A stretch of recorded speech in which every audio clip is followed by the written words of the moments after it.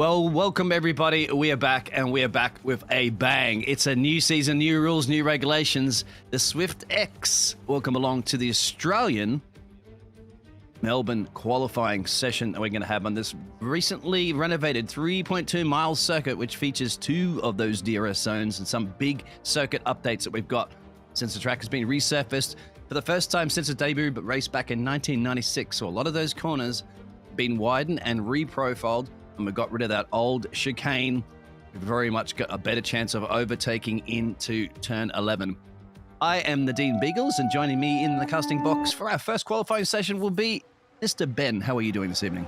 I'm doing great. So I'm happy to be here. Certainly looking forward to some of the racing you see today. And as we head into qualifying, you can see it's absolutely bucketing down right now. The weather is having no mercy on these drivers. And honestly, what a way to open the season with some early weather drama. Very much matching the real conditions as well that we're going to have out there. So, yes, it's going to be very interesting because for the first time this season, these new regulations and these new vehicles, nobody has going to be using these dry tires anytime soon. We're all on full wets, as you can see. This is absolutely bucketing down. I'm seeing forecasted thunderstorms for the remaining of the qualifying session as well. So this doesn't look like it's going to ease up. But the only thing it might is may give them an opportunity for inters, but that will still be an early gamble. And even so, as you say, if it looks like it's going to keep getting wetter and wetter, the chances of the track drying up in time for inters to be even effective is yet to be seen. And we're already seeing some of the drivers struggle. Of course, our pre-season test was on full dries, blazing sun over at the circuit of the Americas. And I think some of the drivers are struggling with getting used to the wetter weather. We just saw there Anton Larsen in the Williams really struggling, hitting the wall there, getting some front wing damage, having to abandon what otherwise would have been them setting a lap here in Q1. And really, it is going to be a test of how adaptable some of these drivers are. A 131.5 has been the benchmark set, and there's big gaps, of course. Some of the drivers still have yet to put some laps in there, just struggling right now to get any temperature to those tires, in any traction. And you will see a lot of those local yellows appearing on that track map just for AOK people, obviously sometimes getting out of the road, and these conditions probably having a little bit of a spin too. Yeah, and we're seeing a little bit of heroics at play, so people trying to push as early as they can, try and get a bit of a banker lap in. We're on board with Björn here, Björn de Boer and the Haas, and you can see the amount they are pushing because they are practically out of every corner so far. You can see a little bit of wiggles, a little bit of the micro movements in their steering. Shows just how much they're trying to wrestle these 2022 cars through the circuit. Absolutely. I wouldn't mind if we go on board with a particular driver and see how it feels from their perspective of handling an Albert Park in a wet weather. Because it's like basically like it's not, and you think it's a wet theme park, but it's not at the moment. It's just it's a wet motor race course for qualifying. And you can see here, opting to pit in. It's an interesting move there, but we can see up and down the track, everyone is just trying to acclimatize themselves more than anything. We're not necessarily seeing everyone go full push right away. You can see the spread of the board is still rather wide, and we do have yet to see anyone go for some true heroics, although Noah in the Silver Arrows has so far topped the timesheets with a 131.1. Thomas at the moment coming around. That will be your Alpine coming around the final corner now. This should be looking pretty good up the top of the timesheets for a good time, whether or not it will take Noah's away, but I certainly might be in the 131 club for sure. And up at a P3. And it's a pretty solid time there. It is a 131.5. It's looking good for that Alpine. Oh, I say that though. So yeah. Potentially getting a little bit too heroic coming out of the second turn. And Ben, no doubt, because of the tyre wear as well, you'd be able to do it. You can easily do multiple laps on these wet tyres and not have to worry too much about them burning through like you regularly would. Yeah, so with your other soft tires. Yeah, they got very unique characteristics, these wet tires, and also the Inters to a degree, is that they are actually much softer and go compound compared to their dry counterparts, but that's due to the reduced friction and reduced grip on the circuit. They can get away with being a lot softer, as well as having the tread patterns being able to disperse hundreds of liters of water over the course of a lap. Absolutely amazing the amount of water they can disperse, as you mentioned. Hello, everybody in the chat and the YouTube world out there, and the audience as well. I hope you do bring your umbrella and your poncho. Sitting and let us know where you are parking yourself. I've been to this track a few times. There's some great places to watch. I've been in the paddock pass as well, but you know, it's not worth the money. It's a nice experience, but there's a lot more action around this beautiful track. Better vantage spots than there are on the start line finish. Yeah, and one other thing is this track has certainly got a little bit more than meets the eye. So you think all of these drivers are used to the old Albert Park. They're used to the old layout, say, of course, without the re-profilings, without the readjusted DRS zones. And combined with the combination of these new cars' characteristics, they are definitely... They've got their work cut out for them. They've definitely got their work cut out for them here, especially with the wet weather gamble to consider. Absolutely. There's also a poll out there at the moment because this is the first part of our full qualifying session. We have an audience question, obviously. And that's where's your closest Formula One track? I'd imagine yours probably would be Silverstone. Yeah, that would be correct. Although I haven't actually had the pleasure of going to Silverstone yet, which is kind of tragic. Right. I say I've been to Brands Hatch many times, but Silverstone is yet to be on my bucket list. Oh, Alpha Tori, sorry to cut you off on that one. Yeah, AJ I just saw was going around there. Luckily didn't have a collision. Now, there is no ghosting, any of that sort of fancy stuff. This is real simulation as much as we possibly can. They look good, they feel good, they drive great. So, yes, but unfortunately, if there's somebody parked in the middle of the road, you might end up being a passenger into them. That's just the joys of motor racing. Yeah, but of course, being the top flight series of Swift here, they have got to show themselves that they're the best of the best, and that means not having any of these sort of fancy ghosting technologies at their disposal. It's just like if there is traffic on circuit, you're going to have to negotiate that. You might even have to abandon your lap if you have to compromise in that way. But we're saying that, say we've got the Alpine of Thomas Hardwick coming in with a 1:31.037. It's a blistering time there. Can we see anyone match that? Yeah, 30s. I think late 30s would very much be possible, but you also don't want to risk it that much. You just want to get through to the next part of qualifying. So you only need to be in the top 15. Yeah, this is where we see the bravery start to come out in the later areas. You've still got AJ Jackson and Gustav Korsgaard yet to set a lap when they need to do that quick if they want to have a chance of getting into Q2. Their time is running out. They have 3 minutes. They just over 3 minutes left on the clock here. AJ just started a flying lap, as you mentioned it right now. So if you do want to check out the Red Bull, apparently on that, just trying to get what he's got. Only got 2 chances, I'd say. If you got fuel, not a problem. You can go a couple of laps here, but can't afford to make any mistakes. Yeah, this is do or die right here, but they say that it just looks like they have extended the track a little bit. Although it's keeping the run intact otherwise. Oh, it's very sideways there. Yeah. Now, if you got under AJ's shoes right now, you just got to think, okay, do I abandon this lap? I'd say commit to it anyway, but it's all about that ERS management because that's what you can only use. There's no DRS enabled in these conditions, and that's the new corner through there. That's a fantastic corner. I actually would say that there's usually a Foster's wall to the right. They have Wall of Champions, of course, in Canada, but in this simulator, a lot of people tend to hit that wall coming out of 11. AJ on the power there, trying to get traction down. The car's not agreeing as much, but he's just got to see if he can get a time on the board here and get another lap in. He does have 2 minutes, should cross that line definitely in time. Now get the power down here. See the rear end trying to slide out, but he's going to give another go. AJ's first time be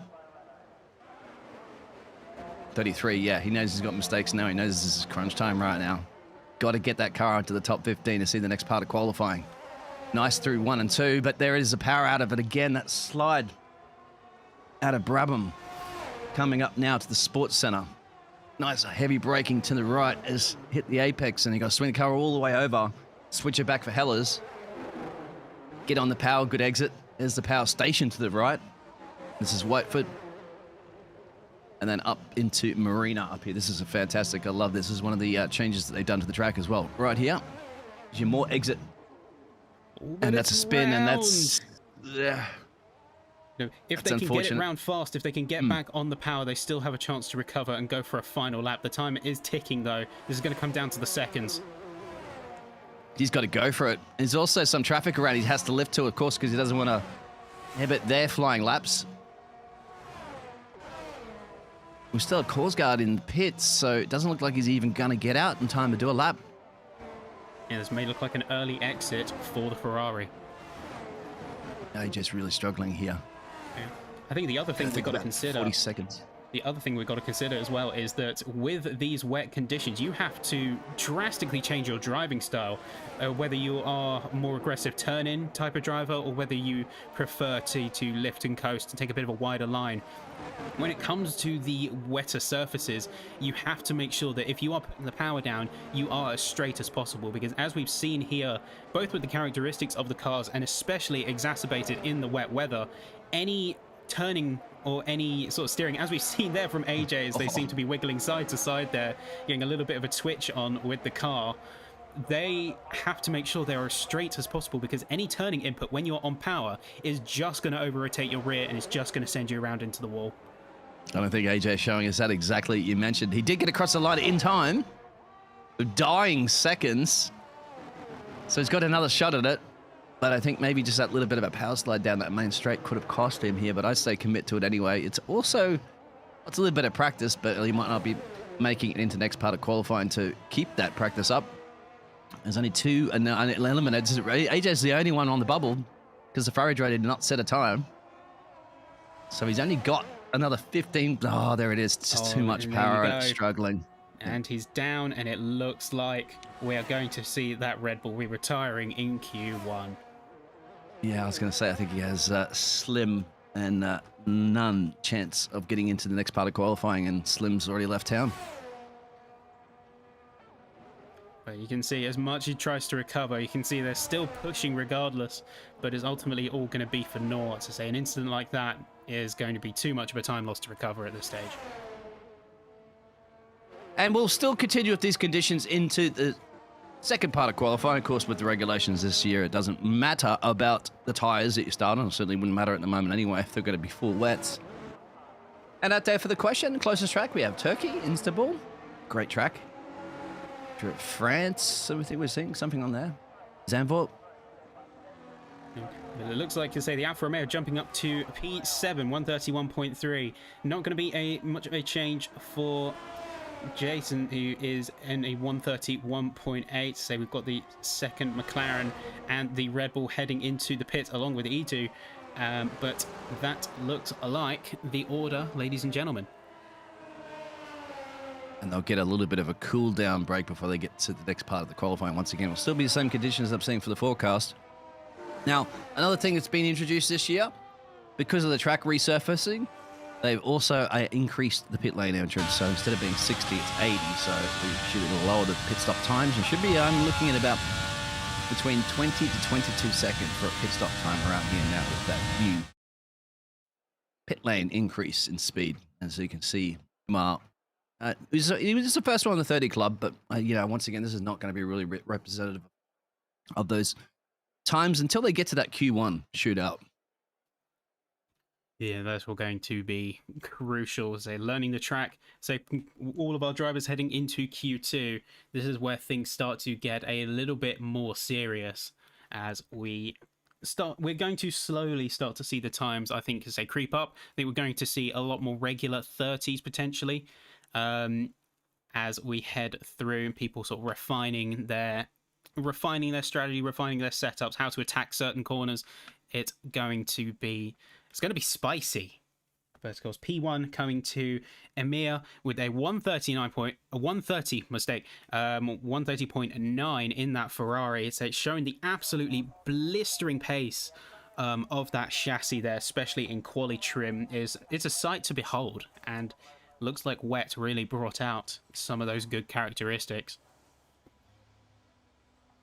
Because the cars are in park format at the moment, you're not going to be able to change any major setups, but you will be able to change things, right? Like your front wing, your brake balance, those adjustments. Yeah, so you can have sort of minor adjustments. You can have a few tweaks, but say major setup overhauls at this point aren't going to be viable. That's a question for any of our audience members out there that are race drivers as well as yourself. Is that brake balance really important in these conditions with the wet? Because obviously, if your rears are locking up or something like that, you can switch that brake balance a little bit more to the fronts. I'm sure that we're going to have people in chat who can opine a lot better on this, but coming from other disciplines, as well as a little bit of experience here, absolutely, 100%.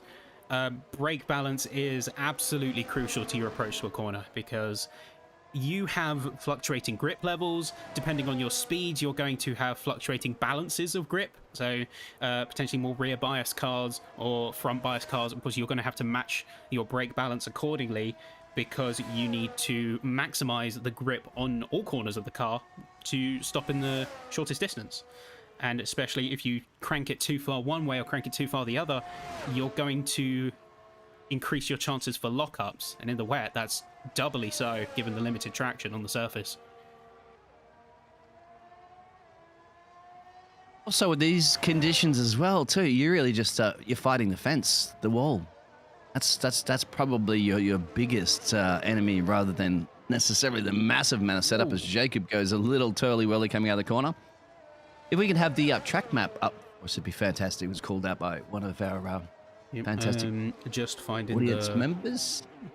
Problem? Oh, hotkey's not on my notes. Forgive me.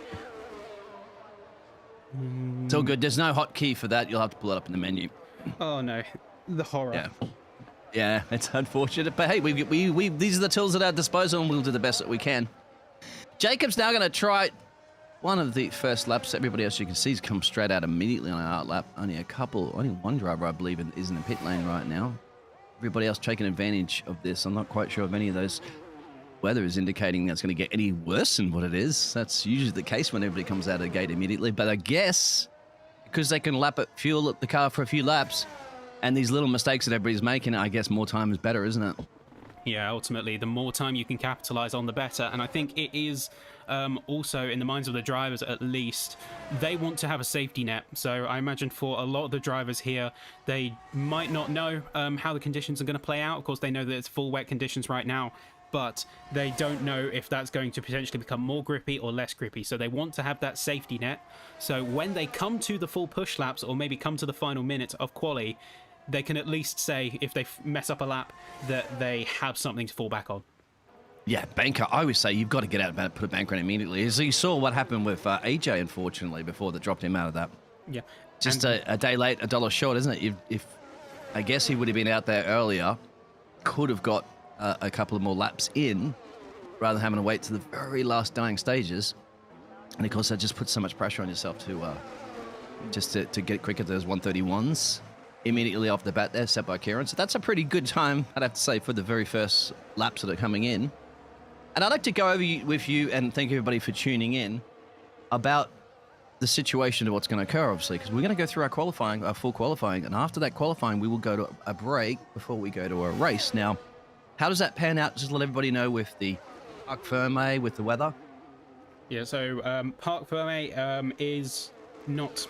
Parc Fermé is not being enforced here, so we understand to say there is going to be a lot of variation, a lot of unpredictability, and while I say that is to an extent to say we don't want people necessarily being completely messed up, we still want to allow these drivers to showcase their skill to the best of their ability. So we will have quali, we will have, say, a short break, and then if the weather changes, as say, drivers will be notified and they will be given one opportunity to adjust their setup outside of Parc Fermé, say it will be permitted. Absolutely. I think that's fantastic. That's also because of there is a 45-minute time gap, so that will definitely allow the team enough to make those adjustments according to the weather that will be occurring. Of course, it's fantastic. It's dynamic when everyone's going to know what's going to happen. I do have all the tools and gadgets up with us actually in the casting booth, and the drivers don't necessarily have that. But even with those tools, I still don't know exactly what's going to happen towards the end of a race sometimes. That's the weather gods. Yeah, sometimes we have to leave it in nature's hands because we can't control the weather as much as we'd love to, and just like we've got to negotiate around it, say as commentators, and keeping an eye on all of the potential action that could go on, so do the drivers. They've got to grapple and come to terms with it. They've got to adapt their strategies and make the most of the cards that they're dealt. Some of the drivers are also invalidating. We haven't managed to talk too much about invalidations yet on this track. We did see it in the preseason testing yesterday. That comes into a big factor later on during a race. You don't generally get as many invalidations if it's a wet race, of course, because it's you push that car too far off the track limits, and generally you're going in the wrong direction. Yeah.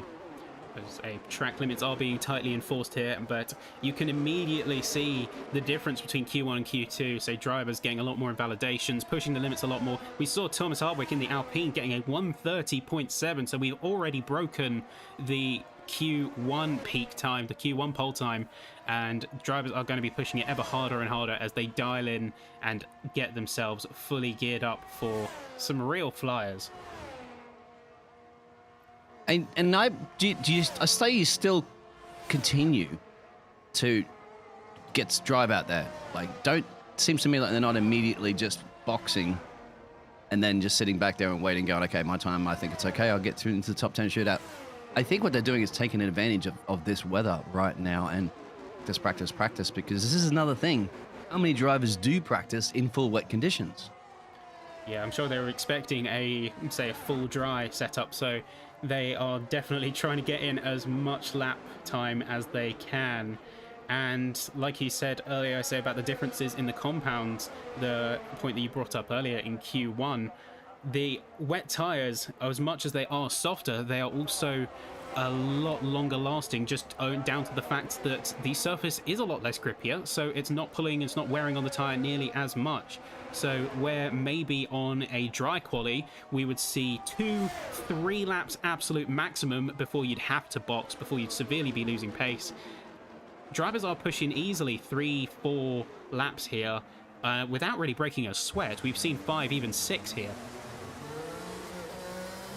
Yeah, and looking at my telemetry information that we have up here at the moment, about 15% where you'd have after at least 3 or 4 laps already on those wets, not a problem. And you guys are aware, obviously, the rules and regulations. If the race starts in a wet weather, aka wet tires, you can go all the way to the end. I've seen it in other races, but so far with the new season, I don't know if you could pull it off in Albert Park. Wet weather tires, you mentioned, are durable enough, but would you want to risk it all the way without stopping? Yeah, I think it would certainly be a gamble, and it would really be a test of drivers' tyre management. Of course, some drivers excel at that a lot better than others, but certainly some adjustments in your strategy. You wouldn't have necessarily the peak pace of the leaders, but you'd more than make up for it in the time deficit to a pit stop and all of the amount that takes out. So it would be definitely a test, but I think it would be honestly doable.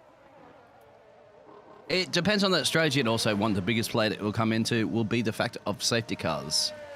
That's generally do get our other safety car average around here. We need Larson's out on track. Will is out on track. He has to set a time. I would be thinking about getting a couple of times in soon, if you possibly can, because once again, you might end up in a situation like AJ if you make a mistake and you don't have enough time. I think AJ had technical issues in his car, which might have been the reason why he was a little bit delayed in them getting that car out of the garage. Lasted up at a P10. So that's okay, but you're on the bubble. Remember, this is Q2. We have Q3 coming up. So it's the top 10 you want to get into right now to see that. Yep, and we are certainly going to have to see some drivers pull out some miraculous performances. Say we're on board with Will Castle now. Say the last driver yet to set an actual quali time. They hit the wall earlier heading through, say, the reprofiled Sector 2.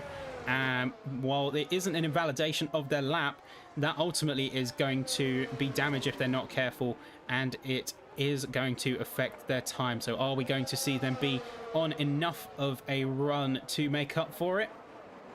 We'll find out, won't we? Because it was about to start. If you wouldn't mind going on board, we'll have a look, because this is all about spotting it into turn 1 and turn 2. There it is. That's good. It looks good. Looks confident. You want to try to use a little bit of the track. Not too much, of course, for track limits. This is your key moment, I think, right here, Sports Center. This is a fantastic corner. If you can get a grandstand right there, some tickets in those little booths set, and there's also a to the right. I think that's a paddock press pass area. That's a great place to watch this event from. And you're also undercover as well, too, so you don't have to worry about those rain clouds pouring down on you. But anyway, this is the reprofiled high-speed section through here. It's great. And I just, love this. This is going to be climbing his way down Lakeside Drive. See, they've removed that corner immediately. Used to be one right there. It's not anymore. Now Lakeside Drive, just flat, flat, flat. And this section of speed here is amazing, because you got to get it right on the... With you.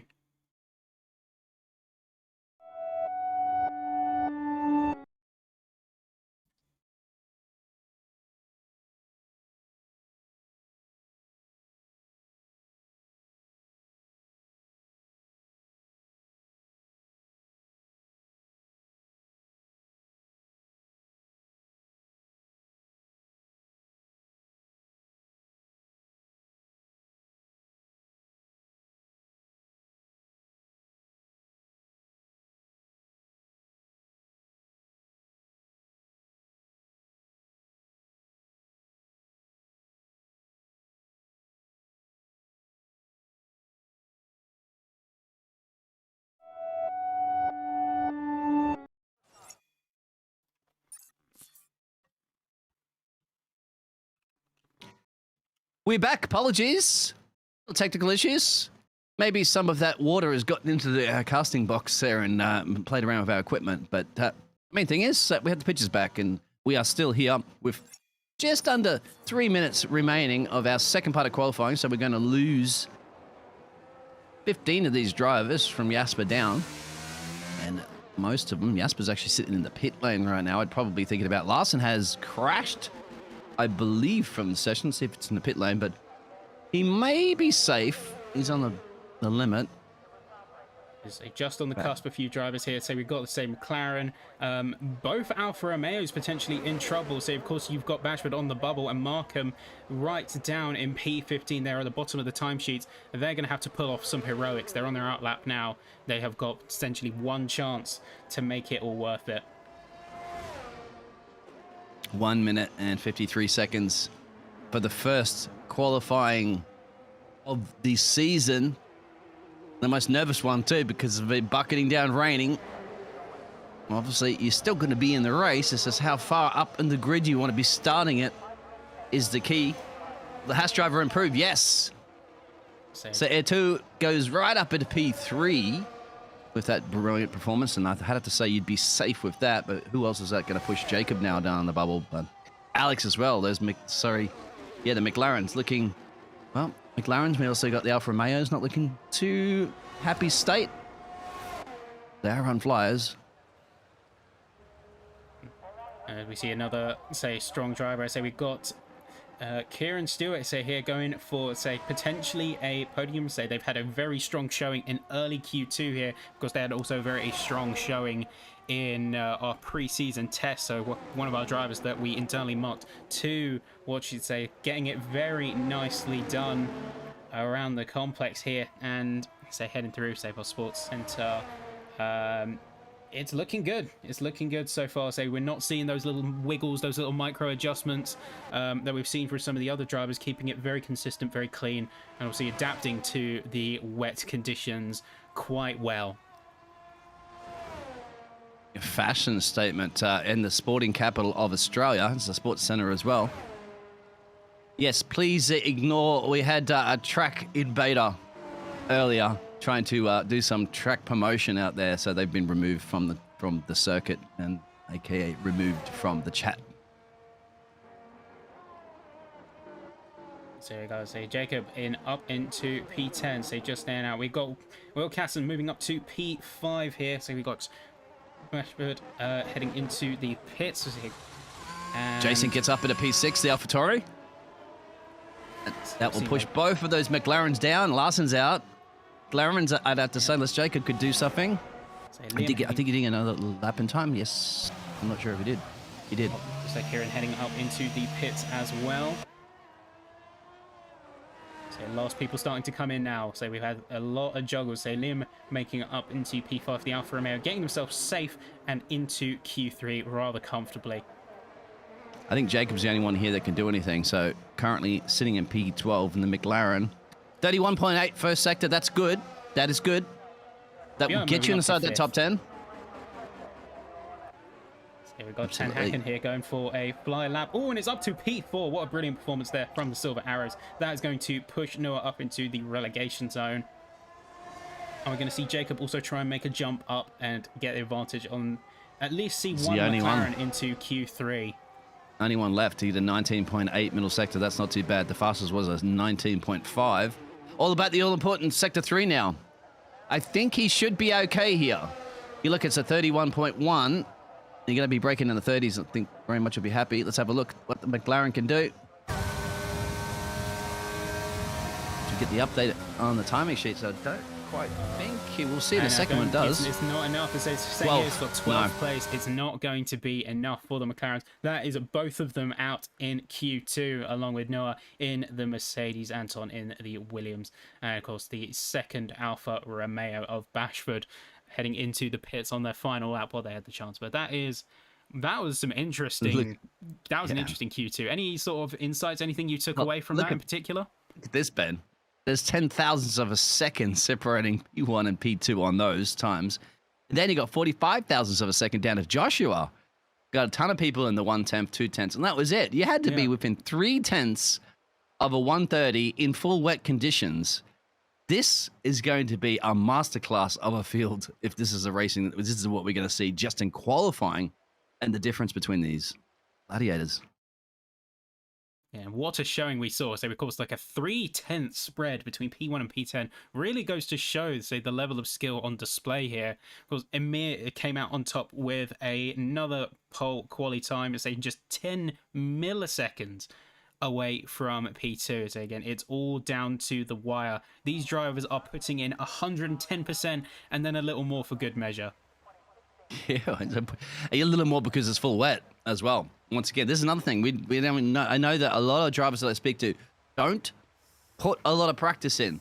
Maybe some inters, not generally full wet. And when you see everybody that close, I mean, you expect that on dries, but on wets, it's absolutely amazing. I'm going to be absolutely stoked for how this is going to pan out this season. But at the moment, we got 10 drivers out here who would be absolutely wanting to be stoked to be the one starting on pole. They don't know what the weather's going to be like. They know they'll have the opportunity of changing quickly. Of course, they're frantically getting their engineers there and trying to tweak those cars around to get them adapted to whether it be a dry race, continue with this weather. We don't know. It's unpredictable. It's Australia. It's the first round, so everybody's even on the scoreboard. So nobody's got anything to lose at the moment. Everybody's got everything to gain. Yeah, and it looks like we've got the two Aston Martins out first, leading the grid. To say both of them looking to set their laps as early as possible, because everyone is flying out practically as soon as they can. The only exceptions being Emir in the Ferrari, Thomas Hardwick in the Alpine, and we have also Jason McCleary in the AlphaTauri, potentially waiting for a bit of traffic to clear up before heading out themselves, wanting maybe a little bit of rubbering up by the other drivers. Good idea. Look at that track map at the moment. They are all bunched up, and that's the thing. You get a lot of drivers complaining about the traffic, and as an engineer, and I used to engineer back in the day before I started commentating, I'd be like sitting there trying to find the gap for the drivers so that they don't get stuck in that traffic, because especially in these conditions, as you know, when people are getting a little bit twirly, whirly, swirly coming out of a corner, you're going to have to lift off, and then your lap's then abandoned, and you're going to have to do it again. Yeah, but I think a lot of these drivers have the faith. So we saw the level of competition here in the series. As I say, we have the 3/10 split, and that's just a testament, say, to the level of pace of these drivers. And I think some of them are using that and putting a little bit of a faith in their drivers around them. Of course, it is a gamble. It's always a gamble. But if they can lock in that banker, from a mental point of view, that is going to be a really good, I say, a really strong reinforcement, at least in a state of mind. It means you can focus and clear your mind a lot more and focus just on getting your peak laps rather than having to worry about, okay, if I've got this lap, great. If I haven't got this lap, I am in big trouble. Yeah, big trouble. But you're still, going to be starting somewhere inside the top 10 on the grid. So it's not the worst case scenario. And the thing is, too, because the track is wet, and even though these tires, as you said, are dispersing the water too for now, hundreds and hundreds of liters, still, because there's also bucketing down even more rain, it really is not a massive advantage that you usually get towards the end of a dry session, when the track evolves and it's quicker towards right in the dying stages of a qualifying. This time around, the full wets, you could have set the fastest lap right now and nobody could match it later on because track evolution is not as important in its full wet conditions. Yeah, but it does still play a factor, so you've got to think, as versatile as these wets are and as good as they are at dispersing water, water still isn't asphalt, still is not tarmac. So if you can set a bit more of a dry line, the only compromise with that is that as the track gets drier underneath you, yes, you will have more grip, but you will also compromise the tires quicker because these compounds are much softer. So where you may have been able to go on 4 or 5 lap stints before having to box in, you're going to suddenly be finding that a lot shorter and potentially a little bit of overheating as well. So it only works up to a point. But here we go. First person to set a time is going to be Joshua Hamilton with a 1:32.9. So getting the pacing, getting the heat in, and going to see that pace drop further and further. The Haas is going to steal this one away if... Just as we say that, we've got E2, but we've got Kieran with a 1:30.6. We see immediately drivers coming out full force and putting the pedal to the metal here. There it is. And Björn with a 1:30.2. Yeah. I was following him a little earlier there. We've got multiple screens, of course, and I was like, okay, the Hasses are looking pretty good. Edu. That one right, so at some point. No problem. And yeah, I was like, he was doing a good job. Was looking at down there at the pit wall and Gunten Steiner, and he had a little smile on his face, and why not? He's got a driver in P1 and P3 currently at the moment. And to quote the man himself, so we look like a bunch of legends. I'm sure that's what he said. Yes, of course. Thomas unfortunately invalidated his lap in the Alpine, so that means he's got to get around, do it again, plenty of time. Liam is in the pit lane. Will's in the pit lane. Emo's in the pits, so we're just waiting for something that we don't know because the weather's not easing up. I think we kind of been saying, isn't it? Get out there and get a banker in first and then come back out for another one later on. Yeah, I can say you've got to get that banker in first and foremost. It's key. It's strategy 101 from this point of view. Say you can't rest on your laurels. You did say that to say even if drivers don't get the best performance, it's not the end of the world. They're still in the top 10. But of course, they want that security. They want that peace of mind. Not to mention, if they don't get a good performance here by not getting a banker, you know that's going to play their mental state heading into the race. And the last thing you want in those race conditions is clouded judgment and a clouded mind, kicking yourself over quali when you should just be focusing on what's ahead of you. And you don't want to be generally halfway through a grid when everybody's going into turn 1 maximum speed for the first time this season with you don't even know what tires or what conditions. That's always nervous. So, I want to be basically on the front row as much as possible. This is a very critical qualifying session, I'd have to say, because of the first race.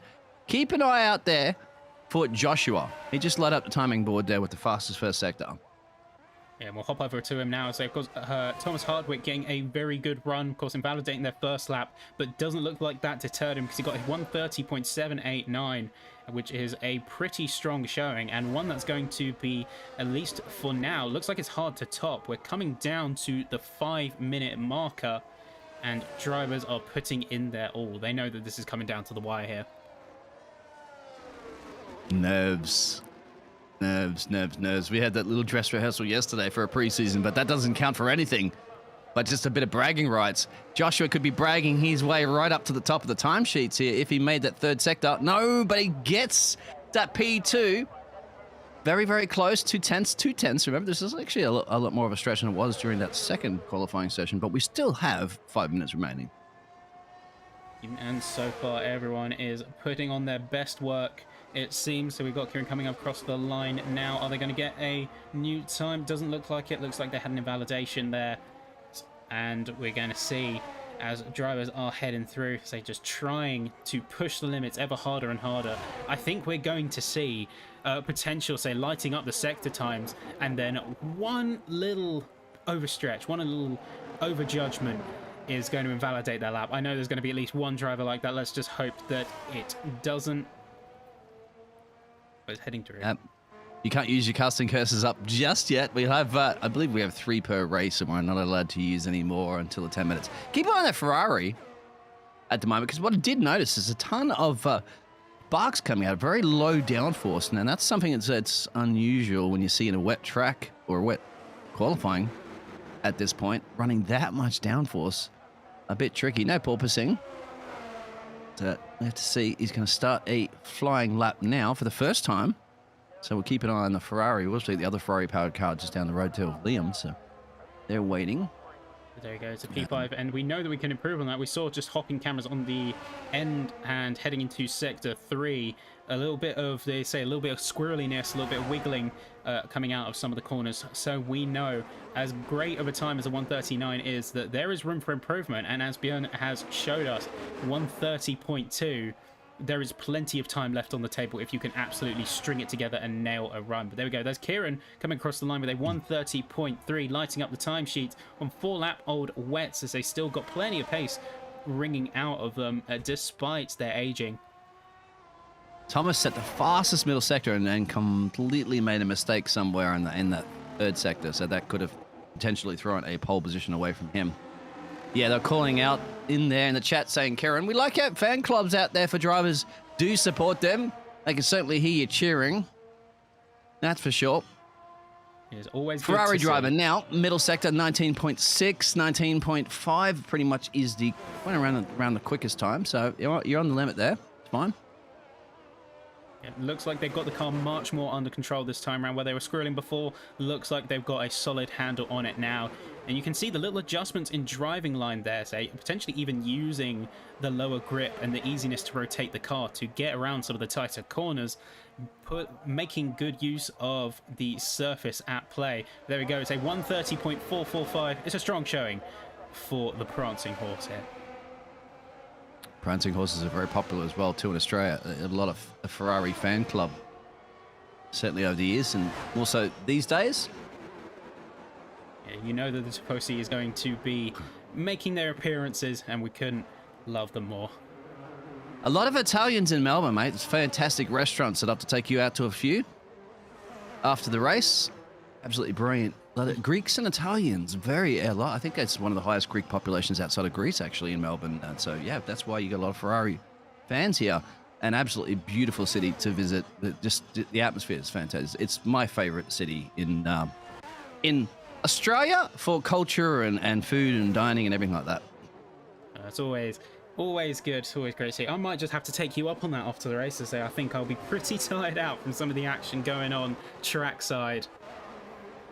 I'm a Queensland boy, so Brisbane's my right upstate where I was actually born near the Great Barrier Reef, but yeah, my city unfortunately is nowhere near as amazing as what Melbourne is. And Melbourne's the sporting capital of Australia. It used to be the capital city of Australia until they switched it over and basically created like a Washington DC and made this little town called Canberra the home of the Australian government. Oh, the pit lane entrance is really, really tight this year as well too. So they've had to increase the speed of 80, but those tyres get very, very close to that entrance. And hey, you blink and you make one little mistake, and that car is in the fence, and that's it for your qualifying or even race. Hopefully not for your race. 20 seconds are remaining in the qualifying. Yeah, and you can see everyone has made it round. To say, I know that I believe Björn and Thomas are trying to get around, but they ultimately aren't going to have enough time. So I think they're just committing to their runs here. Let's see, we've seen a couple of retirement as people have set their laps to say they're happy with their performances, and the flag is falling. So now we are going to see the final runs coming through. It's not Barney the Flagman, but they're all this. Are they borrowing Barney the Flagman from iRacing? I don't know. I didn't just realize the other day it was called Barney. Either way, that's news it to is me. A flag. We'll have to meet after the race at some point. Sure, he's a nice guy. He gets to say he's got a very strong hand, that's for sure. Waving that flag around all the time. This is the dying stages of anybody who wants to improve in the qualifying. Maybe Jason can. Maybe. Well, I'm just watching Joshua come out of a corner as well, but he won't be improving, I don't think, because it was an invalidation lap anyway. Looks like Bjorn might be the top step for the qualifying and for the race start. Unless we see a surprise upset, but it's not going to be from the Alfa Romeo. I don't think so. And the AlphaTauri as well, struggling out of the corner there from Jason. So he's going to cross the line. I don't think he's going to... He won't be challenging for pole. No, he won't make his way up. And that will be it, I'd have to say. You can take me up for a quick meal that we're going to have for a break soon between the quali and race, but we're going to give you these results first. But there we go. So running through the results here, so we have Björn de Boer in the Haas, say lighting up the timesheet early on in the session and holding their lead is a 130.266. And in heading down the order, we have AlphaTauri, Kieran Stewart 130.3, Emir Durekovic with a 130.445. Who say the Ferrari, a very strong performer. And then following through the order, we have say Joshua Hamilton in the Aston Martin at 8.5. A very tight grid spread again. It's a P1 and P8 only being separated by 0.3, and you got to understand the grid is only getting faster and faster. So to keep that spread is really something amazing. But getting some good showings, particularly from both Aston Martins, keeping both of their teammates on the grid, as well as the Hasses getting P1, P8, and then P4 and P7. What do you think of that, Dean? Amazing. Absolutely amazing. Amazing, too, that not just the fact that they were so quick, close together towards the end, it was the fact that we didn't have any major DNFs during the qualifying session. As far as I know from race control, I didn't see anybody have their car completely damaged. So absolutely amazing effort from everybody to keep it out of the fence in those conditions, for sure. Once again, I don't really think a lot of people practice that. You reckon, wonder if we get a chance to have a quick chat to maybe our pole sitter, or we could to cool down? We could potentially have a chat with our pole sitter, so he's one that we can talk to here. And we will just get him in here now. Bear with us. And there we are. So congratulations on getting pole position, Björn. How are you feeling? I don't know what to feel. I don't know. You feel wet, drier or wet, soaking? I am soaked with sweat, but I'm shaking, and I don't know what to say. But I didn't expect that. We were kind of talking about to do a lot of drivers. Have you practiced Albert Park at all in full wet conditions? Yes, I did a few laps in time trial, but I didn't save a setup. That seems like that might have very much paid off with that experience then this evening to be able to get that up on pole. And looking forward to obviously the race. So we're not 100% sure just yet as what's going to happen with those weather. So you might have to then try to get used to some maybe soft tires coming up. Either way, you're going to be the first car hopefully into turn one to lead the race. Well, I hope so. People may know that my starts are never the best. But I hope that I'll be ahead in turn one. So just have that positive feeling and hope for the best. It's the best place to be if you can get through there, and then you can start to form a bit of a gap there and break the DRS, and you can kind of run away with that and then have your own individual race. But congratulations. Any questions there from Bjorn, Ben, before we let him get down to the team there and start preparing for the race? Well, let's say first thing, as you were sort of unsure what to feel earlier, I'd say feel pride because that was an outstanding performance out on track. You saw absolutely lighting up the timesheet pretty early in Q3, and that performance was good enough to hold it all the way to the end. How did you find, say, the wet conditions? So, of course, full wets, having to adjust to the car very quickly, where I'm sure most of your runtime has been in dry weather otherwise. How did you sort of adjust your driving style to the reacting conditions? Well, when I was doing time trial and I switched to wet weather, I quickly realized that with the new patch, it's not good if you upshift straight away off the exit of a corner or in the middle of corner. You have to just get that tiny RPM and then upshift. You gain quite a lot of time by doing that. And I think that's what really helped it to get me first for the starting grid.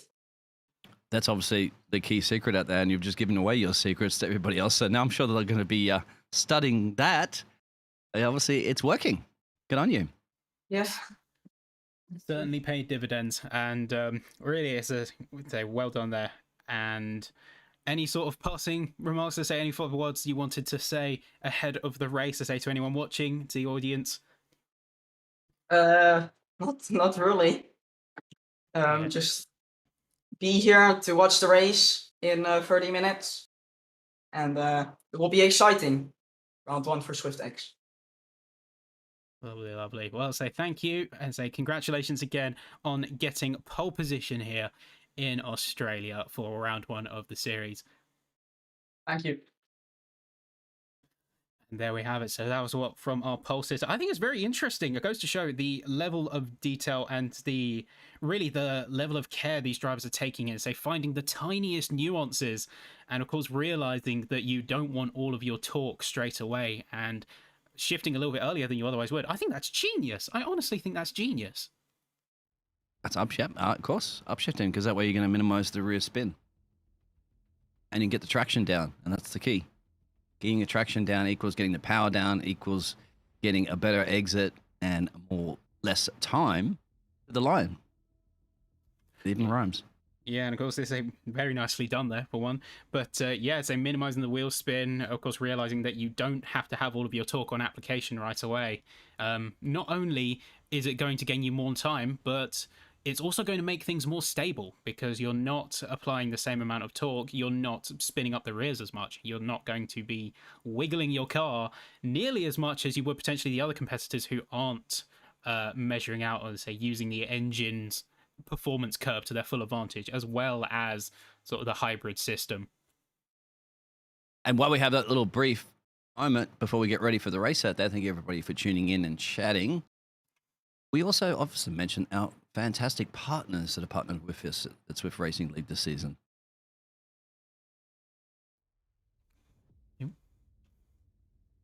Yeah, so there we go. So we've got some lovely partners with us on Space. Of course, we've got first and foremost to say, in fact, Dean, I want to let you take the lead on this one because you've had a lot more first-hand experience. I'm loving the say some of the partners who have come out to support us here, and say really just sort of showing commitment and showing the shared passion that we have for this series. Yeah, because we are obviously we're powered by Zifod. And all the links are actually just down the bottom there in the description. So see at zifod.uk. So please just give them a visit. See what if anything interests you, of course. There's always something that interests everybody. We've also partnership with Grid Finder. That's how you can find me. That's how you can find Ben. That's how you can find leagues. You can find drivers. You can find everybody. But maybe not kitchen sinks, but you can find pretty much anything else there. You got CosAnimeDesigns as well. They got some fantastic products. So just check it out. Of course, and got Digital Motorsports have amazing cockpits, wheels, pedals, all that. All those goodies to make you go quicker.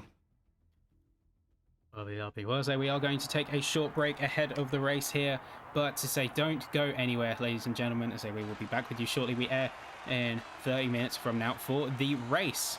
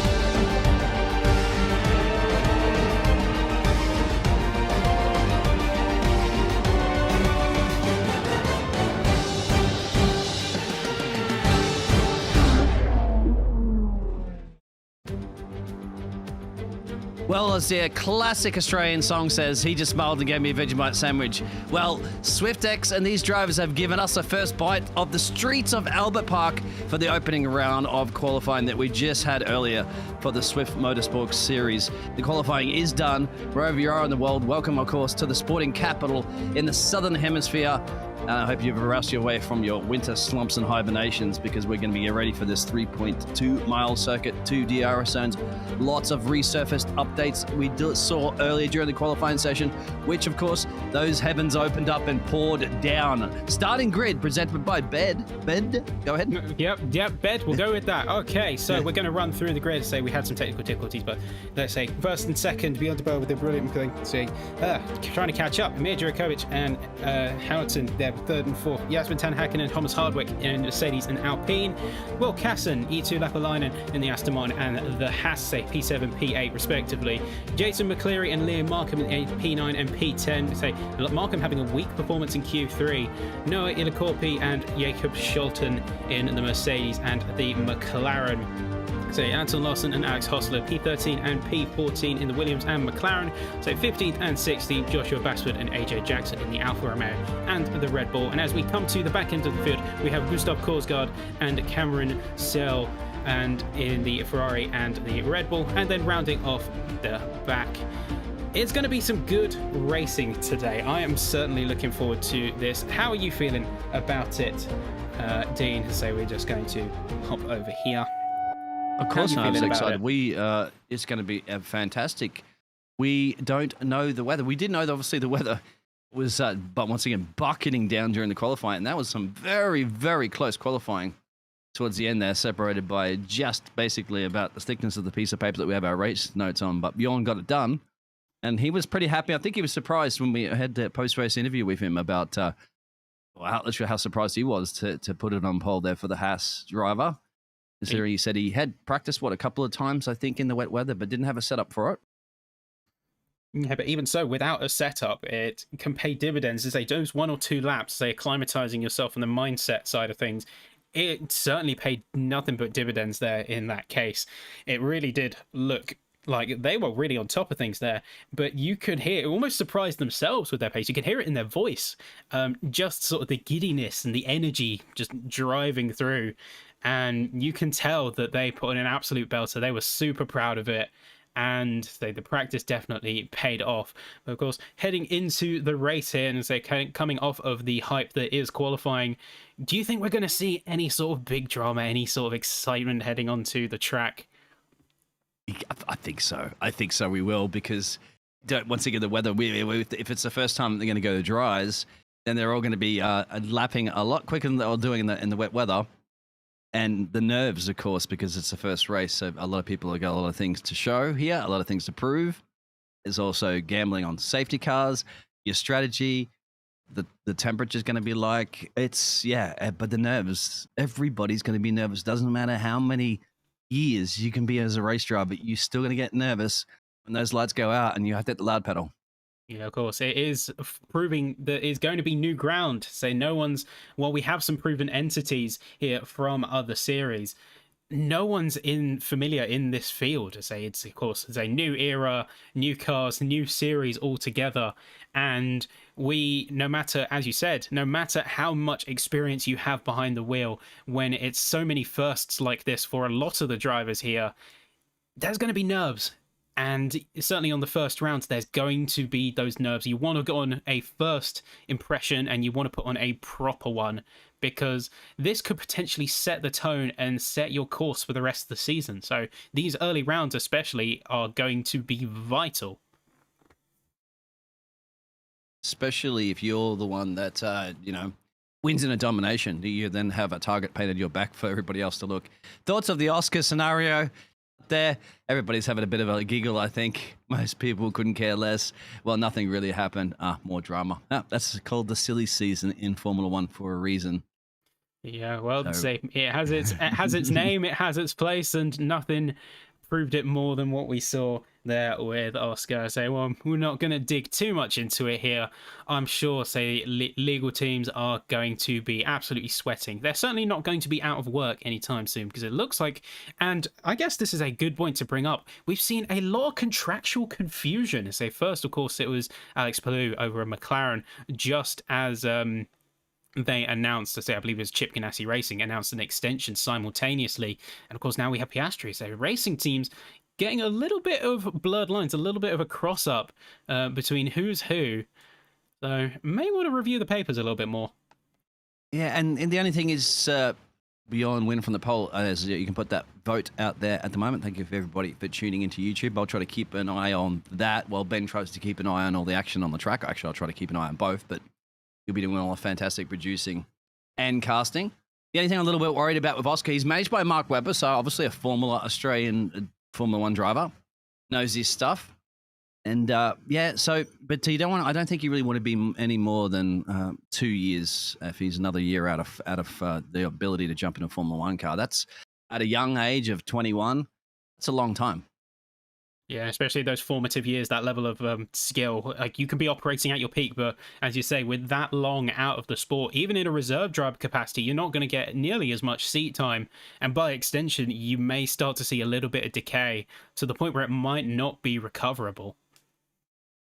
Yeah, especially with also, you got to remember, there's always new gun talent coming through the Formula 3 and Formula 2 series. So once again, you only get older. And I mean, obviously, older in Formula One these days is not that old. Yeah, but time marches on. So it's the way it works. So it's the thing, the uncomfortable reality we all have to face. And I'm sure, say, whatever profession you're in, it's no different, whoever you are. And including this profession right now in the esports arena. As once again, you can get a little older at this one, but you're going to get more experience. And that's the thing, isn't it? Every time you're going to throw a different car at you, obviously a completely different car spec. There's different modeling, different physics, different handling. You have to learn to adjust to it as quickly as possible, because when that season starts, those race events start clicking over, and then all of a sudden you got a lot of points to chase down if you get off to a slow start. So once again, you mentioned this is all important about starting good. Getting points as much as you can. Keeping it clean is key. It can easily get some damage. Now, not a problem, you can change your front wing, but if you get underfloor damage, you get rear wing damage, you get side punt damage, that's not too much that the team can help you with. Yeah, no amount of duct tape is going to save you on that occasion. Say, as much as the efforts may be put in, if you get those vital components damaged, things that aren't removable, you are crippled for potentially the rest of the race. So you've got to keep that damage to a minimum. You've got to keep it clean. If not for damage's sake, for your car's vitality, then for penalties. Say, we saw a lot with the preseason testing and the preseason race that people were pushing the limits potentially a little bit too much, getting a lot of penalties and changing up the order in a big way. But we say we have the cars, as say, prepping up, getting the heat into their tires for the formation lamp. Say, we're going to jump over there right now. And remember that preseason race yesterday with Irma that he had to climb his way back. He just had everything thrown at him and just managed to claw and claw and claw. Didn't get the race win, of course, but clawed, I think it was ended up in a P4 finish there for the Ferrari driver. So that's, and once again, is a great indication of, you know, even if you do get in a little bit of trouble in the wars, you got to fight your way back in, because points are points.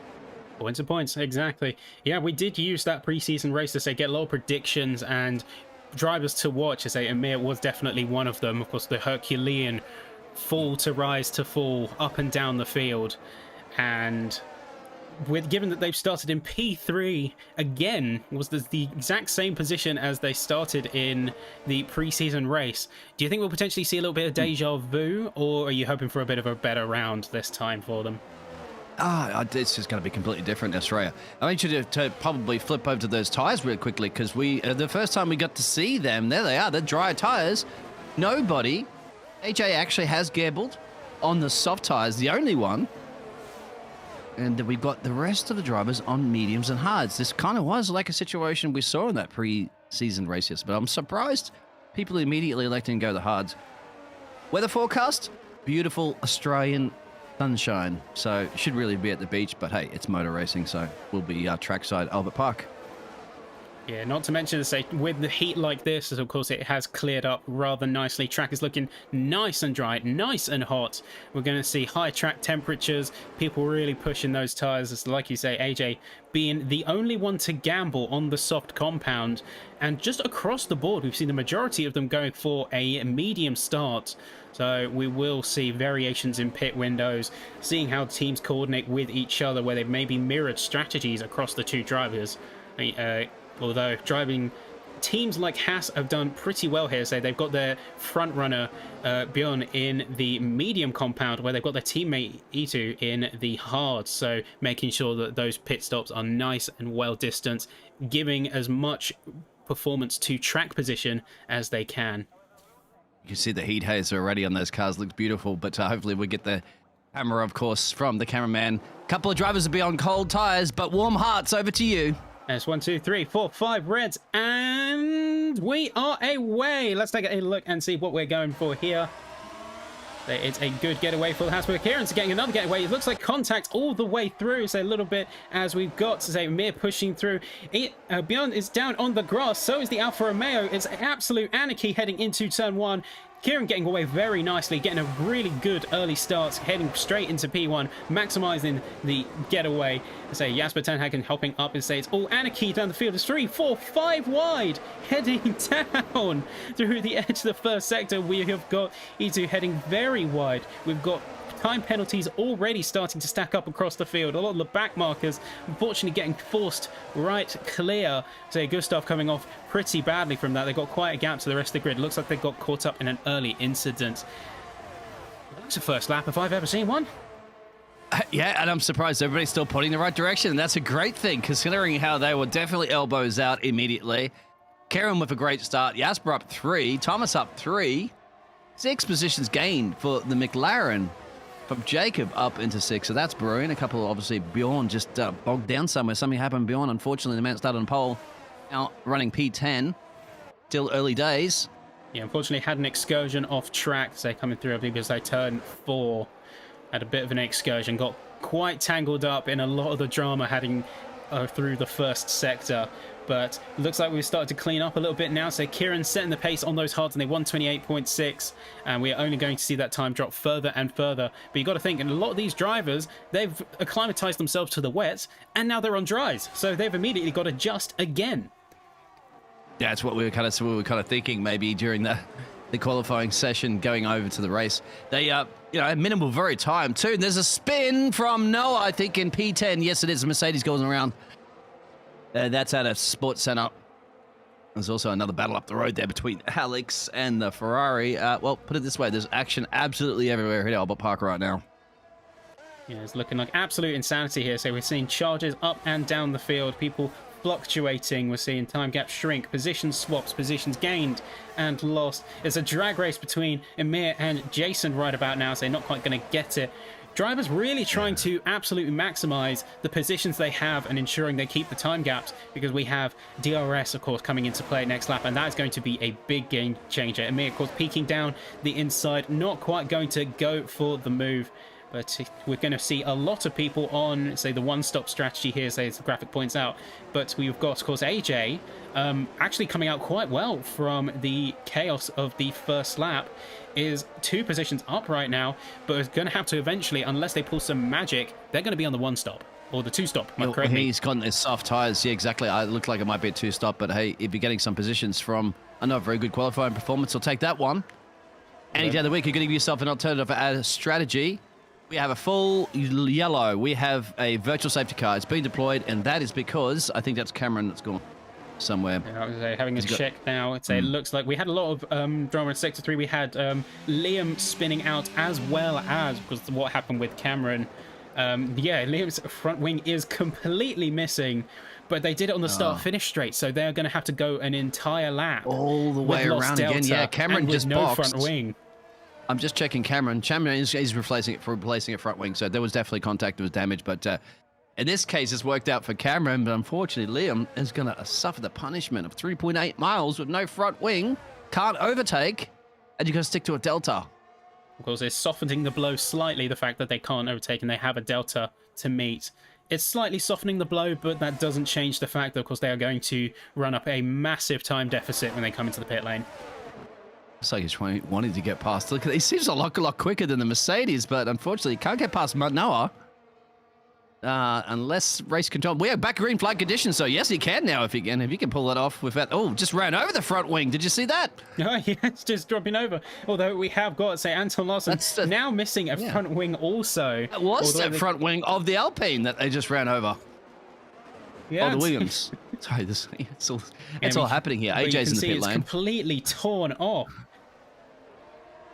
I say, Amir, in all of this chaos, I say they managed to get past the AlphaTauri about now. DRS is now officially enabled as we head through on the track. Say a big queue. It's a battle for fourth. Let's say a massive congregation of drivers heading through, say, Sports Center and heading down into the second sector. Say Will Casson really trying to chase down the rest of the field. And Bjorn's out.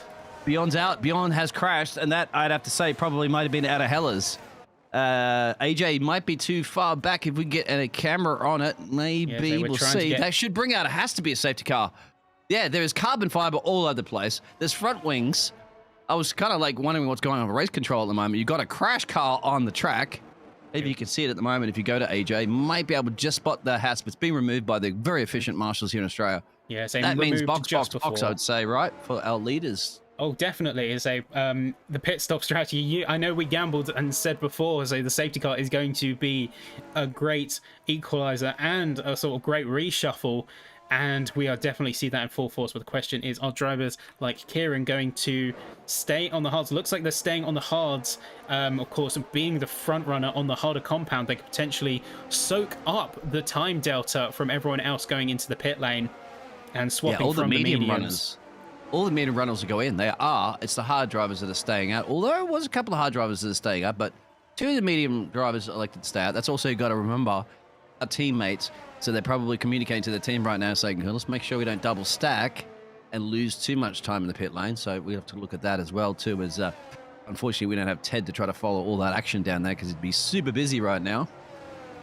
But so far, AJ got rid of those soft tires as well, and AJ can now catch back up. That penalty. Sorry to cut you off there. It's so much action here in Australia, mate. It's amazing. We did expect a safety car. It's out. I was actually quite amazing the safety car didn't come out when the cars were literally driving over front wings before.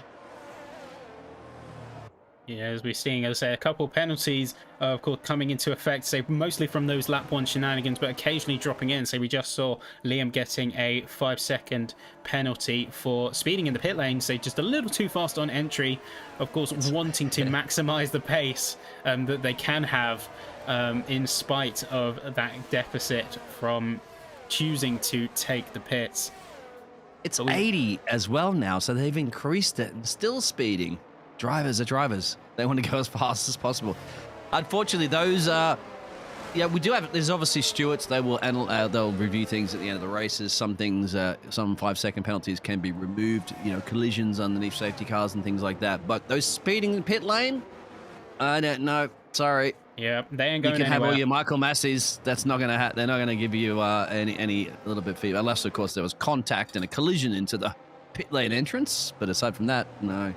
That one's going to stick. As much as you think, say, we got, say, reasons that can be sort of penalties repealed, say double warnings can happen, as well as the other instance you mentioned, but no amount of appeals, no amount of emails to race control is going to change the fact if you're speeding in the pit lane, you're speeding in the pit lane, and this reason why we got speed traps in the first place. That's the reason why we have speed traps on our roads and our highways as well, too, and you can try to debate that one, but if you're being photographed in your car doing over the speed limit on a motorway, get you. I certainly will in Australia, mate. I have them everywhere, speed cameras, of course. Even on the track, but probably speeding if you're going to be heading to Albert Park. But they're all going to find their way around lap 6 of 29, a 50% race. And we've unfortunately lost our whole set of Bjorn. I'm not sure if we can actually have a chat to Bjorn, maybe not now, because I expect a safety car to be peeling in soon.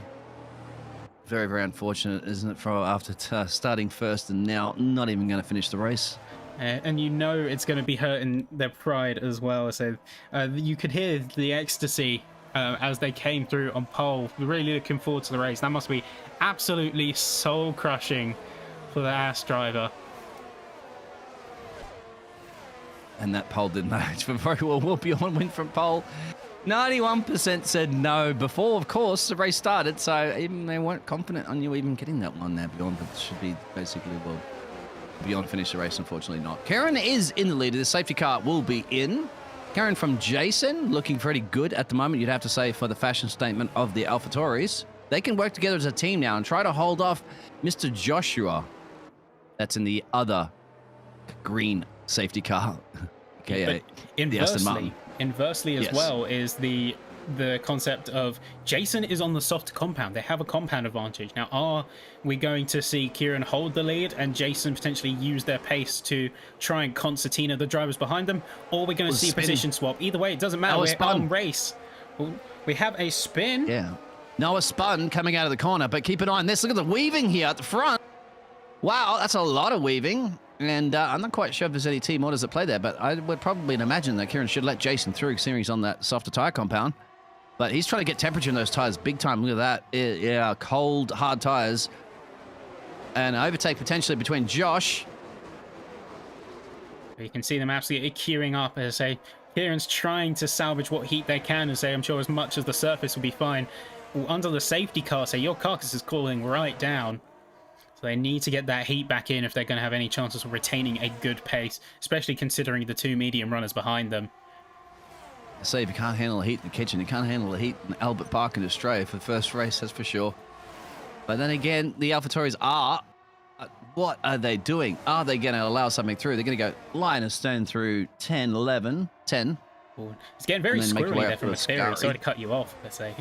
Yep, seeing a few drivers say getting a little bit squirrely. I think say signals a little bit of frustration from the AlphaTauri on the medium, signaling, look, I have the faster compound.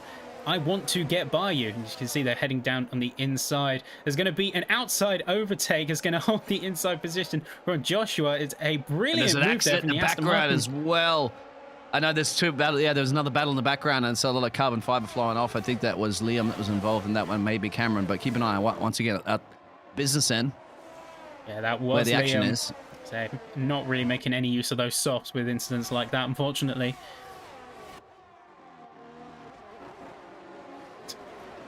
It's looking good. Action they're really everywhere. They're pushing that Aston Martin to the absolute limit. Of course, like not one of the strongest chassis that we've seen so far, say, in our counterpart season, but certainly Joshua is absolutely maximizing what that car can do. So especially around what would be considered stronger chassis around them, they are really pushing and making the most of the position Ima's pushing at the moment from P8, and there's a lot of action up the road here as they make their way down Lakeside Drive. You got Thomas up the road, you got Joshua there.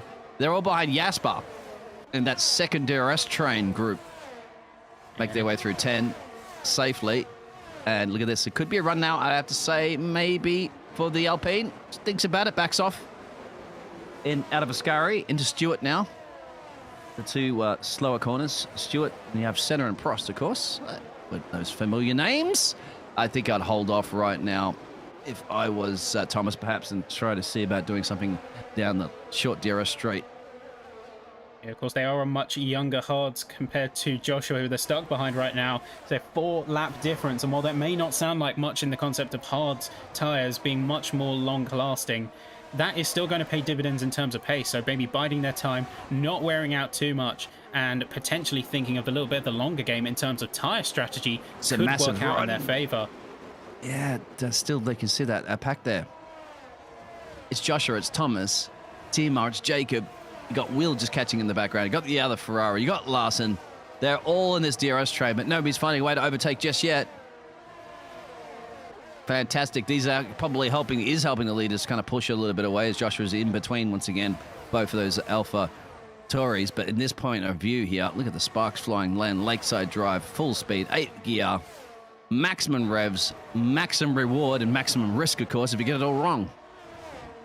And you can see, say, all of those little sort of micro adjustments to the lines. They're trying to peak. They're trying to go for moves. It looks like the Alpine is going to make a move around the outside. Joshua's going to hold the inside here.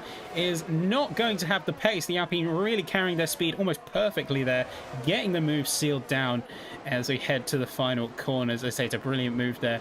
And now Joshua is stuck behind the encroaching Ferrari behind them. Sorry. Yeah. Emo was thinking about being between them, and I thought that's a little bit too much gamble. We'll get the DRS into turn one. Gets it done, but don't go too deep. Holds it off. Actually, you could see at the moment Joshua had to lift a little bit, but I think as Joshua is very concerned, there's also a great powerhouse and up the road there as well. Jasper getting up into P4 from E2. Wow, battles everywhere. This is what you love. 10. Wow, 1/3 of the way through the race. We've had a safety car.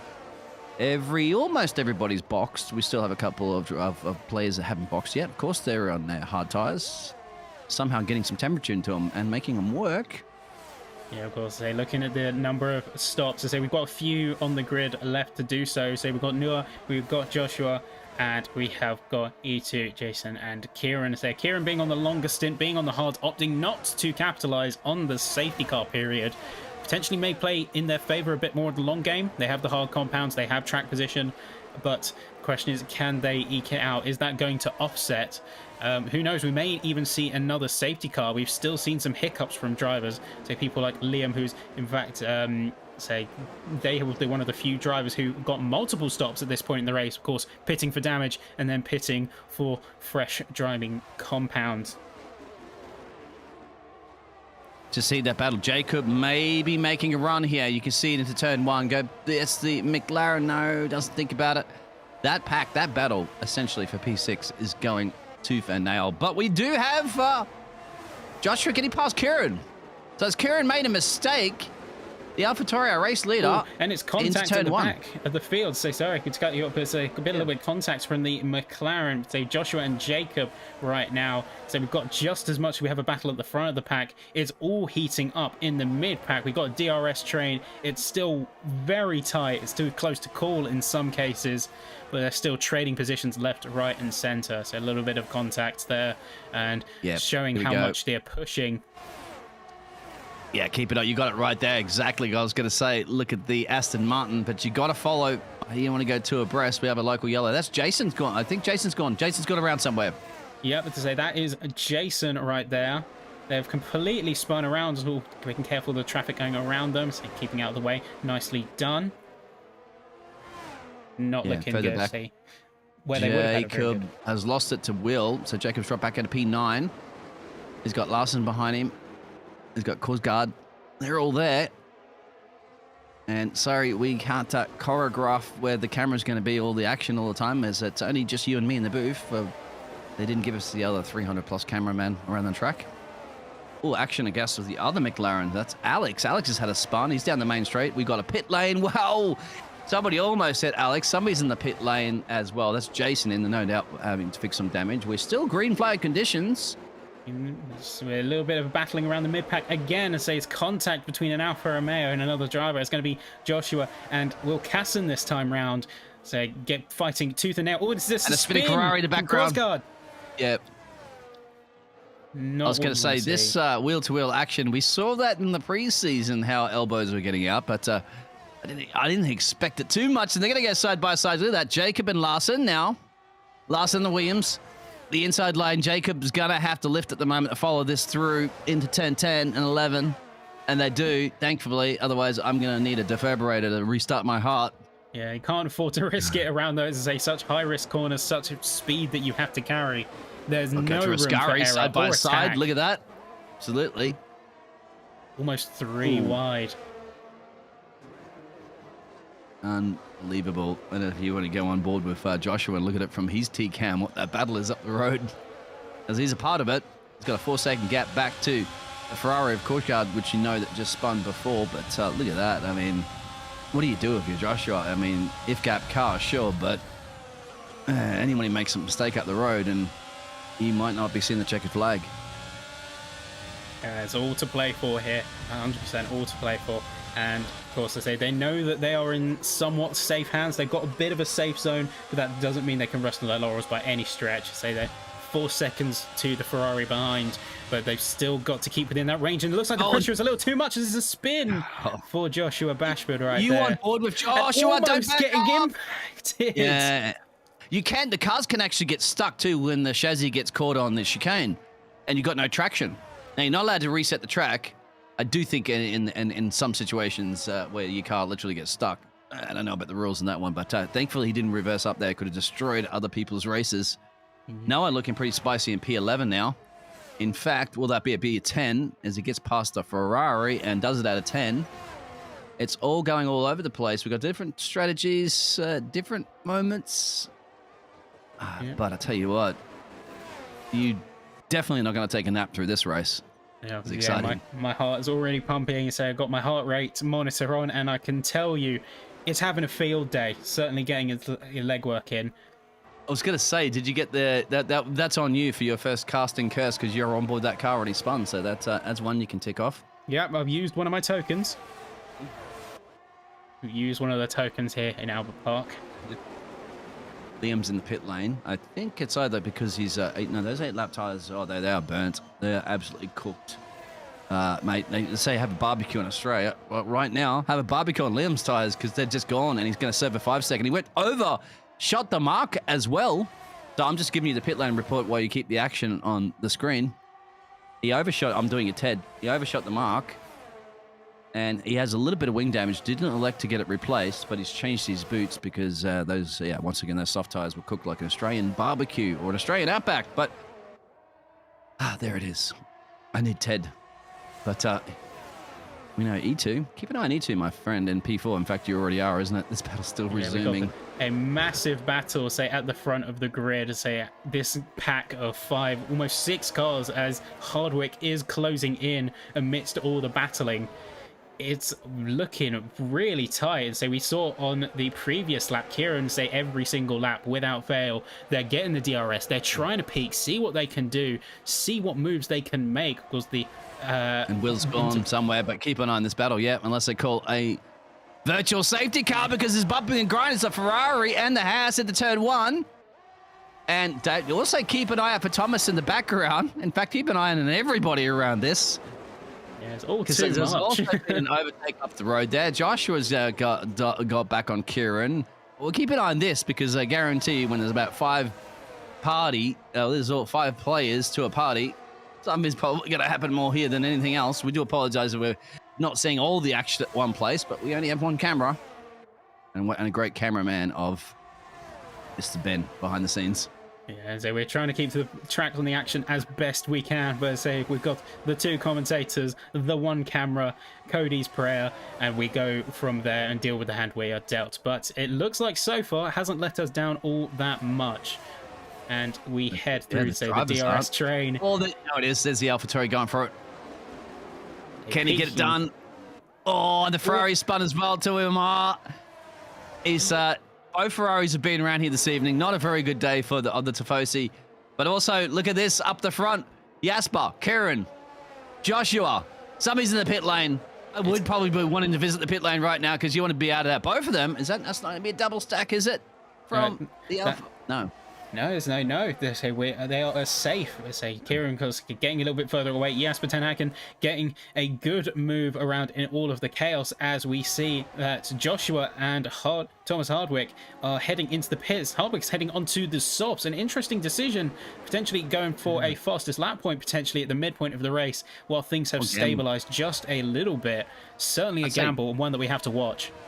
I'd say gambling on another safety car because considering this racing right now and how close it is, I would not be shocked or surprised if there was one. Bill's in the pit. Joshua's in the pit lane as well. And another local yellow. See, there it is. There's action. And that's happened because I'm not sure if that was contact between, because Joshua and Thomas are back out of the pit lane again. 2 for now, but the difference is Joshua on hard tires, Thomas is on softs. And they really are just pushing as much as they can.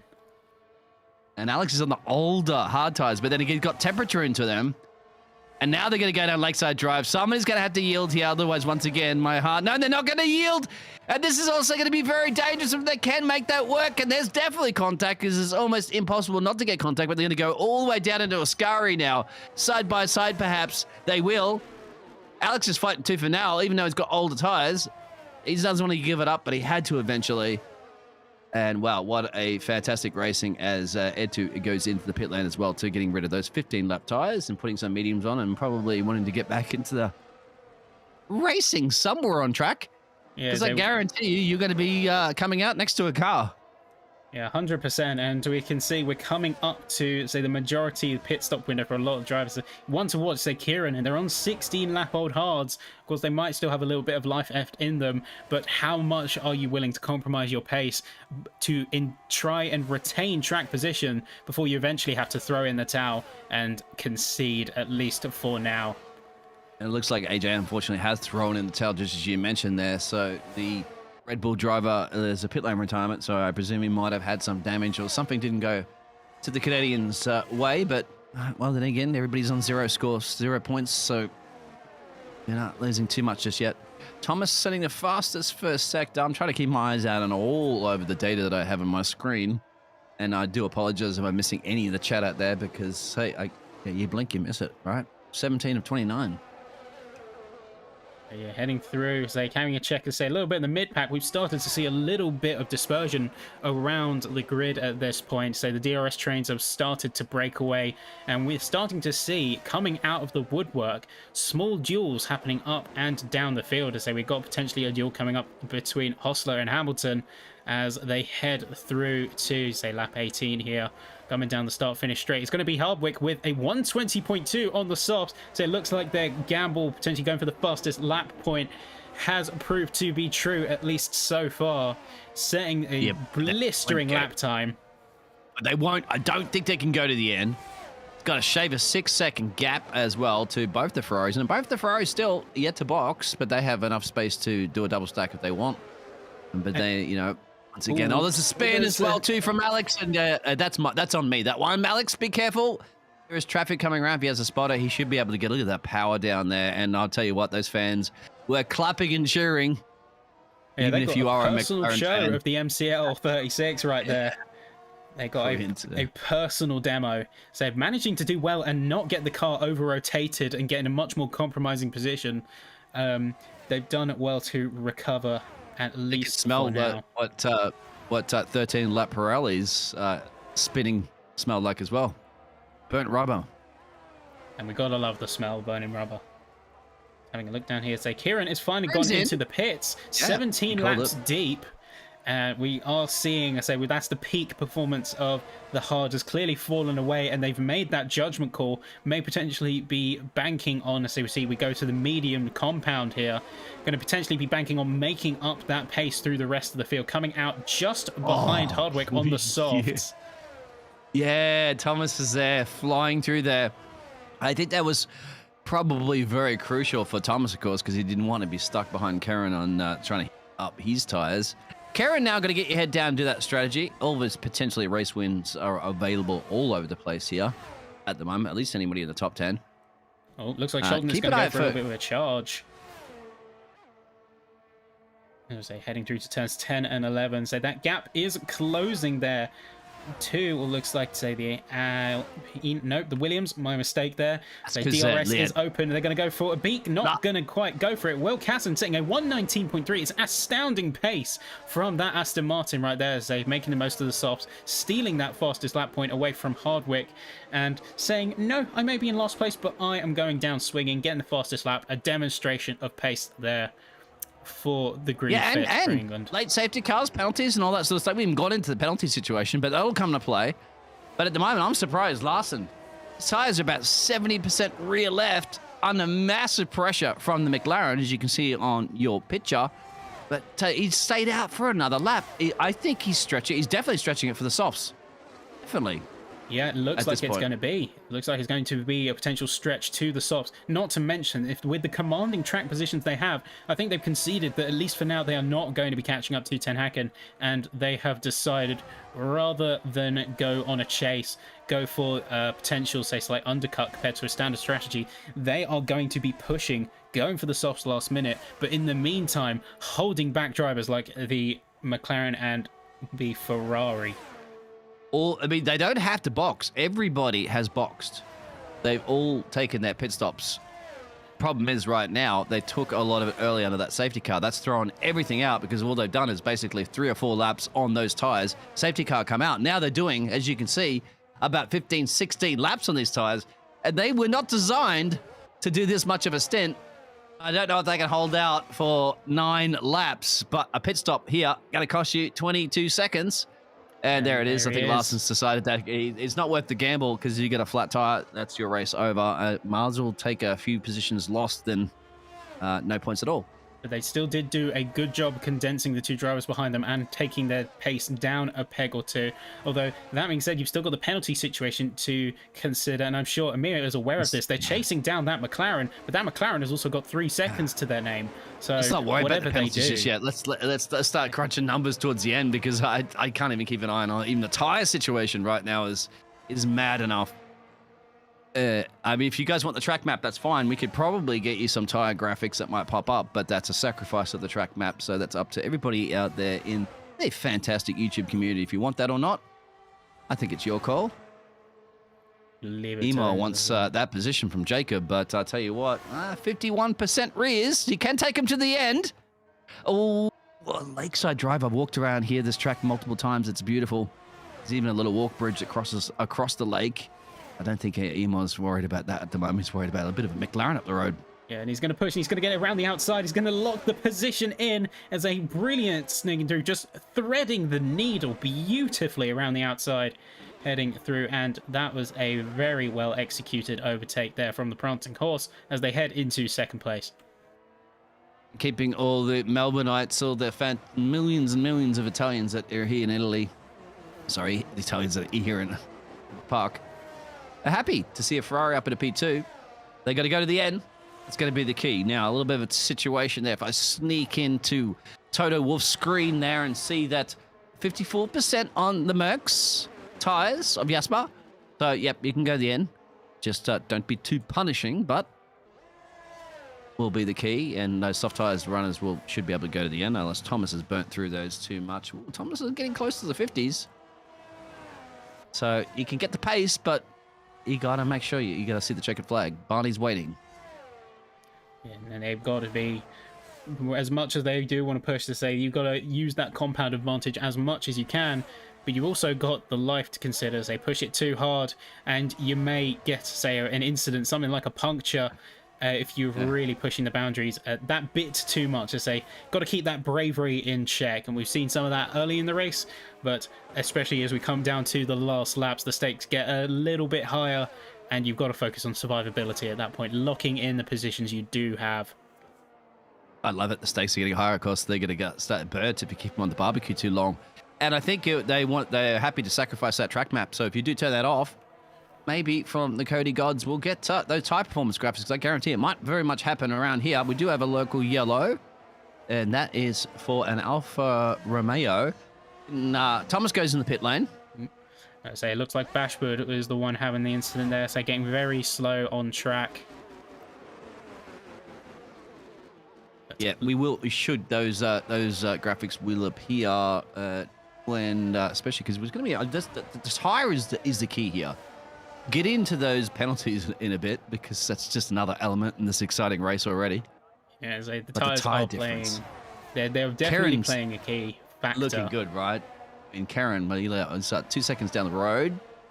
But how are these 18-lap hard tire runners going to hold out the rest of this race? They're going to start dropping some pace for sure. But then again, time is what you need.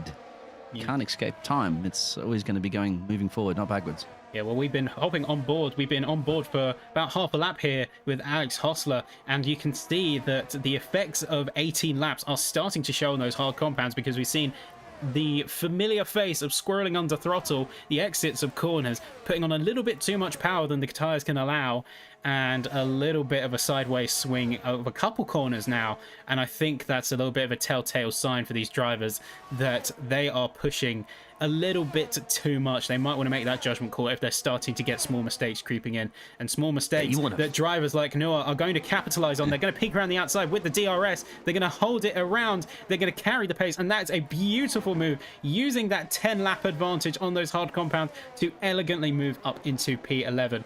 And if that's not a sign for Alex to head into the pits as they do now, I didn't know what is. Yeah, and you don't want to go too late in the pit lane, otherwise you got no time to do overtakes. Well, I'll tell you what, everybody is 100% agreeing with us that this intensity of this race is definitely it's boiling. I think it's 100 degrees Celsius for boiling, isn't it? It is. Alex in pit lane. It was also an overtake, I believe, on Larson using those soft tires, so he got one on E2, and he's up in a P6. Once again, our leaders are staying out, but look at Karen now. Karen has caught the Ferrari on the old tires. And, you know, the old say, it should be like taking candy from a baby. Should. But that's one thing. No, look at that pace difference. Look at the grip difference. And with the DRS, they're peeking down the inside and they're swinging it through, using that about 17 kilometers an hour advantage to effortlessly swing through. And even in the softs prime, say those... forgive me. Even with, say, the prime and the medium starting to come through, say, Korsgaard with the 19-lap hards at this stage, and as we head into lap 20, they're really pushing to the absolute limit. Do you think we're going to see them try and take the hards all the way to the end? It's a very risky game to play. I think you got it now. You have to. It's a little too late. It's a 20-second pit stop. If any of the leaders box right now, they're around with Josh are. They could be out of the top 10. Look at the pressure that Irma's putting on Jasper. Now, on similar tires here, so it's all scratch for them. It's all reset, same thing. But they're looking at 64+% on the rears. So the more you battle, the more you're going to burn them.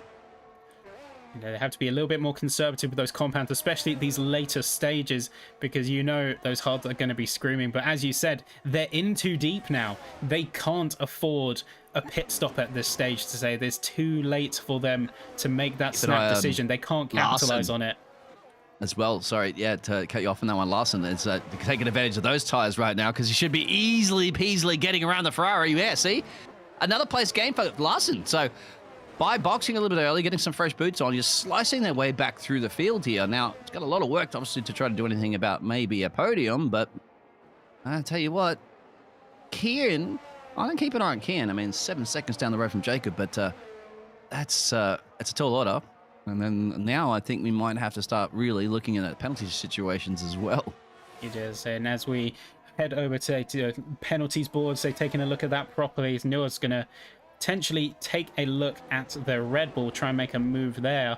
We're seeing a lot of penalties stack up across the field, say the biggest offenders, say being Jason McCleary, 11 seconds to their name. That is brutal. If it wasn't for the fact that Hostler was 12.5 seconds behind, that could have been devastating, especially if they're in a higher position. Those are the kind of risks and mistakes to an extent that you can't afford to make this level.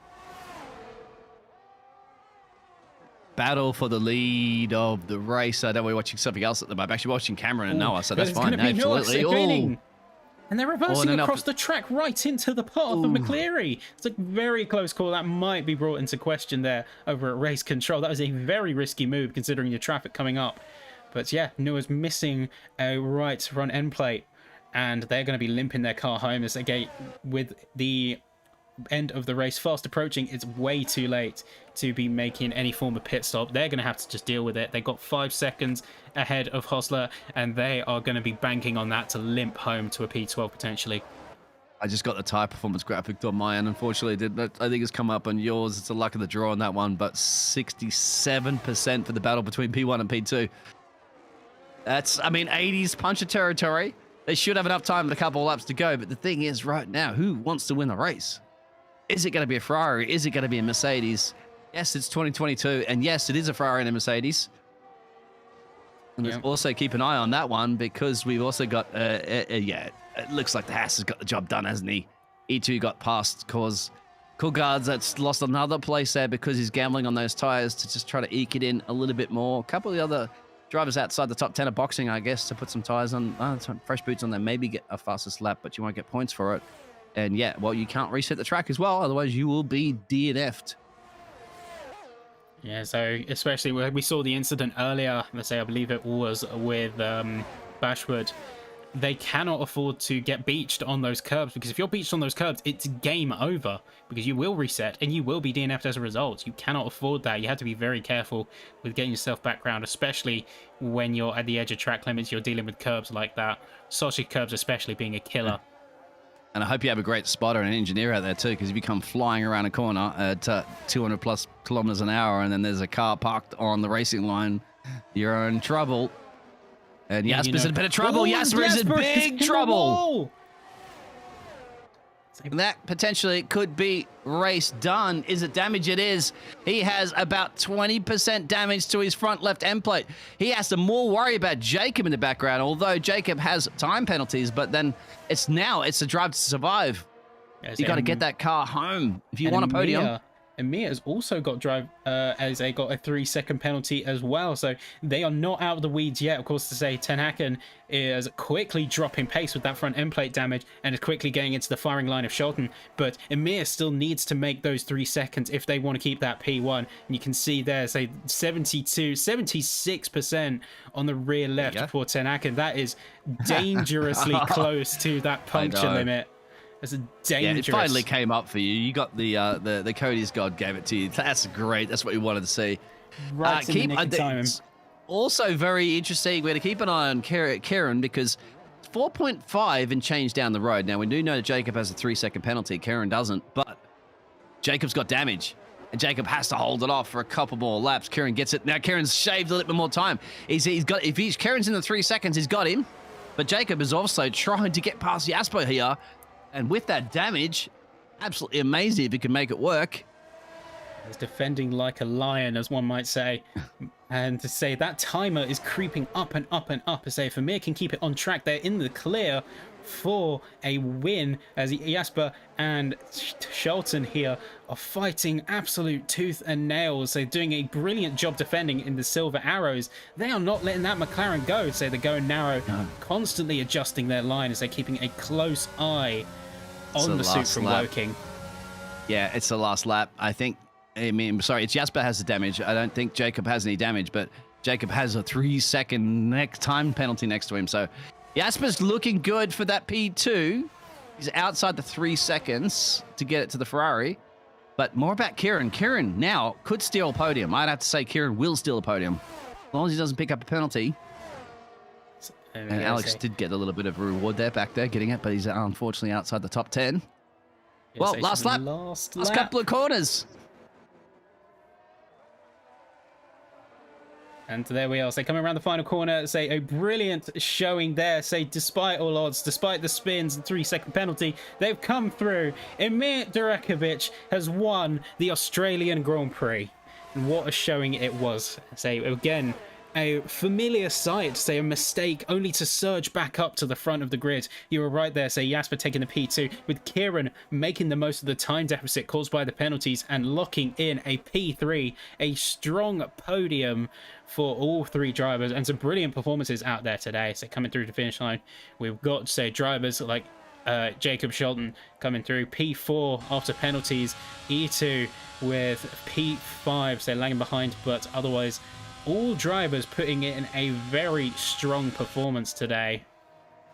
Absolutely, it'd be interesting to see all those tires towards the end. Great job, obviously, from Jacob. He's 12 positions. Well, he started in P12, ended up P4. Fantastic job too for Korsgaard in the Ferrari there. 25 laps finishing on those boots. And he started in P17. So Cody's going to give us a driver of the day. You guys can tell us who your driver of the day would be. I know in a minute Cody's might very much give it to the Ferrari driver from P17 to P7. That's a 10 position gain. Wow. What a race. Some absolute standout performances today. So some big wins, some big losses.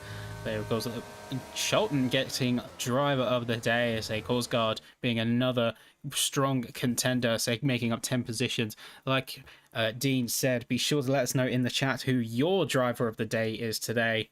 And woo, okay, and breathe, ladies and gentlemen. Breathe. Yeah, first place at the moment to the Ferrari driver holding up that trophy. You shall see in a second when he comes out. I'm a little bit ahead of you, mate, I guess, because, you know, Australia. Yeah, look at that. He's taken his steering wheel all the way. Unfortunately, you might get disqualification for that because you're supposed to put that back in the car for weighing. But hey, let's hope that it's a prop. Let's hope that it's a prop for, we'll call it dramatic purposes. All resemblance, living or fake, to any existing objects or persons is purely coincidental, but regardless, you see him celebrate on the podium. It's a great show in there, say, from Amir, taking that P1. Strong performances in qualifying, takes that performance through despite some hiccups to win the race. Say 20.984 peak time. Say, in fact, so they're looking at the fastest lap here. Who did get the fastest lap, my friend? It went to Will in P14. Liam, sorry. I think it's, seeing the name there. Sorry, Will. It's all a little confusing for my stats, but it's me. 118.3, I believe, went to Will Kyson. Oh, yes, I say the Aston Martin performing very well. But so there we go. There is your final standings. And what a race that was. Honestly, I could not have asked for a better first race. Like, in terms of drama, in terms of edge of your seat action, I'm sweating, I say. In fact, I'm still recovering from some of the drama that we saw on track there. Pirelli, tire testing 101, because right towards the end there, stretching those hard tires, 24 laps with a lot of these gladiators, and they were pushing around 80s, some of them probably about 85, not 100% sure, depending on how the driver was kind to their tires. Larson using a great opportunity there from using the soft advantage and gaining some places towards the end. Yeah, I think we have to chat to these gladiators for sure. Yeah, so we talk about, say, tire conservation, and who better to talk to, say, than the winner of the race themselves, Emir Durakovic. Congratulations on winning the SwiftX Australian Grand Prix. How are you feeling, my friend? I am out of breath, honestly. It's I don't know what to say, honestly. That was such a good race. And of course, brilliant performances in qualies, say topping the timesheets twice, P1 and P2, and of course, they bringing that P3 in Q3 to a P1 despite some hiccups. I'm sure you were panicking a little bit when you had that hiccup had a little bit of a spin on track. I'm sure you were panicking a little bit there. I didn't spin. I got hit from behind, which caused me to spin. So I was a bit frustrated, but I knew I could still be in the race because Jasper was being held up by people who still had to pit. So I knew I had a chance. I just needed to focus, and that's what I did. And focused again and again. Did you get any damage at all from the rear wing from that collision? Nope. My car was fine. Very lucky. Absolutely. Tifosi's absolutely stoked. Started on P3, finishing in P1. You did those penalties. But Jasper had got a little bit of front wing damage towards the end there, and that when he collided with that wall a little bit, you must have had a big smile on your face, going, I think this might be my race to win at that point. Actually, I didn't see him hit the wall. I saw him get an oversteer, and I saw I got a penalty, and I was frustrated with myself that I knew, okay, I can't win. So I was thinking about, at that moment, how I could win the race. Via the stewards to get maybe a penalty removed, because I think I got pushed right once where I got a warning. But then apparently he got damaged, and I just saw the timing, the gap increase, and that put a smile on my face. Absolutely. First race win of the season after a grueling qualifying session. And just to quickly wrap through the wet weather qualifying, how was that for you? I loved the wet. I expected to get pole because I see myself as a guy who knows how to drive in the wet, but I got P3, so I was a bit frustrated, but I loved the wet, always. I see a bit Excellent. of wet weather magic, and yeah, I'm sure as much as you're feeling like you were in your element during quali, we certainly saw that as far as the timesheets went, consistently up the top there.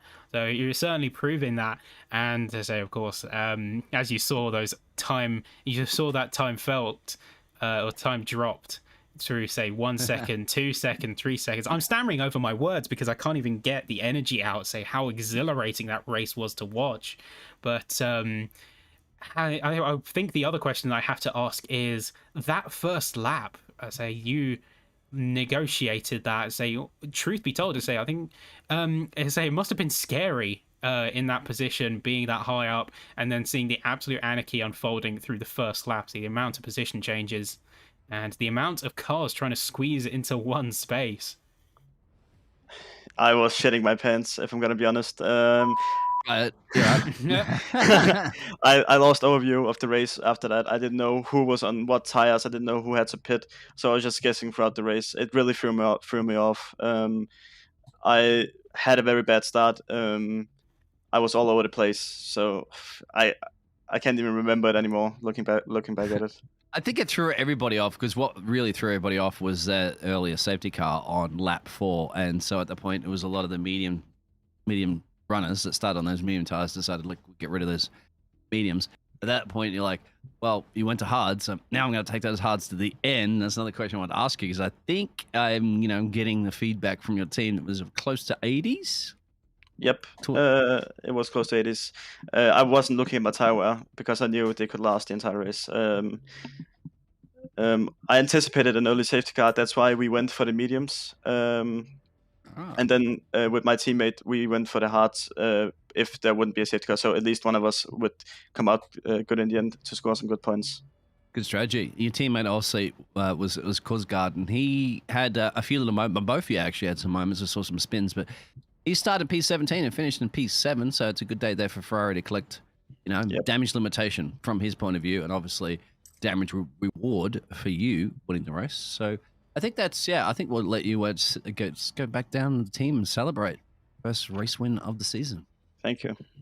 Yeah, well done. Take a much earned cool down in the room and say once again, well done for winning the Australian Grand Prix. Mir Durakovic, everyone, and what a pleasure it is to talk to them. Now, looking around to say the rest of the field, to say we saw some interesting battles. Say before we have our next driver to talk to, I just want to hear from you, Dean. Did you expect some of the scenes that we had on track today, or some of the big moves? Absolutely not. No, I did not. Not generally in Australia, and not this close. At some point, I thought I'm watching like AI drivers on 110%. That's how close it was. It was amazing. It was brilliant. I mean, I'm a fan of F1, but this is 100 more times exciting than the real F1 races are. This is where the future of the sport is, and yeah, it has to keep everybody on their edge. Everybody agreed in the chat with the poll. It was 100% excitement all the way. And it's always good to hear. And we were certainly on the edge of our seats in the commentary box, as like you say, to say it was that close and everyone was so dialed in. It's a real testament to the skill level of some of these drivers and how much they are putting on the line for those essential points, especially in the early rounds, because that could be a trendsetter heading into the rest of the season. But let's have a quick chat with, say, our P2 runner. Jasper Ten Haken, welcome. As of course, well done on your result today. How are you feeling about it? Yeah, thank you. I'd say I'm pretty happy to get P2 in the end. Of course, it's a shame because I was running P1 for so long, but yeah, I saw him coming very close in the end. And then, yeah, sadly I hit the wall, got damaged exactly when he got a penalty. So yeah, of course, it left me thinking, what if he gets a penalty and I didn't hit the wall, maybe I could have stayed ahead or maybe within 3 seconds and get the win. But to be honest, I think looking at the whole race and his pace, I wouldn't have deserved P1, so I'll take P2. Yeah, I'll take it. Hit the wall out of, was it turn 2 heading down to Sports Center or out of Sports Center? Somewhere around there, I thought, when there was a little tap, and it was about what? I think it was about 10, 15% or something from end plate damage. Yeah, I don't know. It was turn 1, turn 2, that section, yeah. So I turned in turn 1 and then the left-hander turn 2, of course. But my tires were like 77% at that point, so it's very hard to get the traction down, of course. And my attention got like I got distracted a bit as well because Amir got a penalty exactly when I turned in. So I looked up like, oh, what's that? And he got a penalty. So with the 76% tire where I just lost it, I could correct it. So I didn't DNF. I'm happy for that. And then, but yeah, my front left end plate, I think, came off completely. So yeah, I think it's a bit more than 15%. I would maybe say like 40 or something. I was very slow after. I'm checking with your team exactly, but and that's another thing actually. When I've engineered drivers before, if I'm engineering them, I actually have them turn all that off, so you have no idea what you're doing apart from my little voice in the background. So that's something. So because otherwise it's distractions, just as you mentioned, isn't it? These little distractions they catch you off, but and you're driving on the absolute edge. Yourself and Imar were just going at it tooth and nail. You knew that was easy. One person makes a mistake, another person doesn't. Whatever, it was a race win up for grabs. But you settled for the P2 with that damage, which was great because you had to hold off Karen that was coming out in the background that had no penalties. So you did manage to get it done. And as you said, I'd have to agree, right? Yeah, a P2 is pretty good from a P5, considering that towards the end. Yeah, of course. Like I said, I'll take it. But I would have liked to get the win. It still stings a bit, but it's deserved. So I'll have to get over it, of course. But yeah, and off the notifications then. Yeah, you're right. You're right. It's maybe something to take for the next race. Yeah, you're right. Who knows? Yeah. Well, I say it's early in the season. I say we live and we learn, we move forward, and I say regardless of the little hiccup on the last lap, you did very well with the damage limitation. And say still securing P2 and to say very good points as well, which I'm sure it's given that it's like you were aiming high, I assume, for this season. Well, aiming high, of course, you always aim high, but I always think that I'm quite realistic, and I just know that Kieran and Emir are very, very quick. So to get P3 is very good for me. So, and then actually to get P2, it's one step higher than I would have thought at the start. So yeah, I'll take it for sure. And congratulations as well, As, because you got the Zero Warning Award this evening. Yeah, that's something of a trademark I'm getting. On this track everybody got a warning at least a warning and penalties. You had none, zero. And if you do that all season long, I guarantee you're going to be fighting for a championship with your pace. Well, naturally. Yeah, thank you. Yeah, I try. I mean, it's becoming a bit of a trademark. Yesterday in the pre-season race, I didn't get a warning as well. So yeah, I try to pay attention, of course, because especially if there's a safety car laid on and people have 3 seconds, 6 seconds, you can jump up the field so quick. So yeah, I try to pay attention, but yeah, we'll see next week. It seems to me that you're not sacrificing having to push the car too much, avoiding those penalties, but still keeping consistent lap times that I was just checking out. So yeah, I've seen so much throughout my casting career of Formula One over the few seasons that drivers that consecutively don't get penalties get a lot of points and even win championships. So keep it up. Yeah, thank you. That's what I'm going to try, especially that. So yeah, thank you. Say brilliant stuff. Well done today. Say we're going to have to start calling you Mr. Muscle, the way you keep things squeaky clean and you keep it fast. Oh, I like it. That's a new nickname. There we go. But there we go. Jasper ten Hacken, P2 on the Australian Grand Prix. Again, congratulations on your performance, and we look forward to your future performances. Yes, thank you, guys. Thank you. Mr. Squeaky, exactly. So who are we going to bring in for the... Well, we have to bring in Karen. That did a fantastic job. I believe, of course, Karen did a fantastic job. Yeah. Karen also had a bit of a fan club out there as well. Yeah, I think it goes without saying. So like all of our podium sitters, all in different ways, putting in some brilliant performances. Although that being said, so just not sure where they've gone. I think we will just try and grab I think them we have. here. Yeah, I think we're going to get Karen in here. Karen was also the alternative start with the other two P1 and P2 drivers this evening. There he is now. There he is Karen, now. are you here? Worst decision ever. Let's say welcome. That's a brilliant job. Let's say on the P3 today. How are you feeling? That is the worst decision I've ever made in my life. I think if I start in mediums, I win that. I think. Hey, just to elaborate to everybody, you started on the hard tires, went 18 laps deep, didn't box under that safety car, and then 10 laps towards the end, you had a lot of pace on the mediums, but day late, dollar short, you think, for a win? Yeah, I think like 5 more laps probably, especially because didn't P1 have a penalty? Yes, I would say Correct. P1, P2, so a lot of the drivers over the course of the race did stack up a lot of penalty time. And yeah, as I say, like the alternative strategy, say with the safety car, ultimately didn't pay off in the end, but you still put in a brilliant performance day, a real good showing of pace, might I add also. I think it would have worked with the safety car. Yeah, you're the only driver that stayed out 18 laps on Because the hard if I tires. put under the safety car, the mediums aren't going to go that long. So that was my No, only but you choice. would have had to go, and you couldn't go to the hards, of course, because you started on the hards. So did you think Yeah, it would so all went? it was all either a shaped- 2-stop or Yeah. the mediums just blew up. So that was my So only choice. you put it down just to a little bit of a miscommunication of the team about what the best tires would have been this evening to in the race. I done Grand Prix earlier, and that was the one that felt the best, but I didn't take into account safety cars. Yeah, you can't, can you? It's Nah. impossible to take them, and it could happen on lap 2. It could happen on lap 10. It did Even catch if it a happened- few play obviously gladiators this evening because if there was like 2 more laps, I would say, then their tires would have exploded and you would have won the race.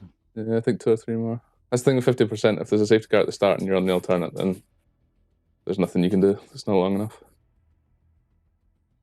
Yeah, of course, being the gap, as say, not quite being able to capitalize it, like you said, as say those crucial, say 2 or 3 lap difference, but as they going for it, and ultimately, I say you still put out P3, so valuable points. How are you feeling heading into the rest of this season?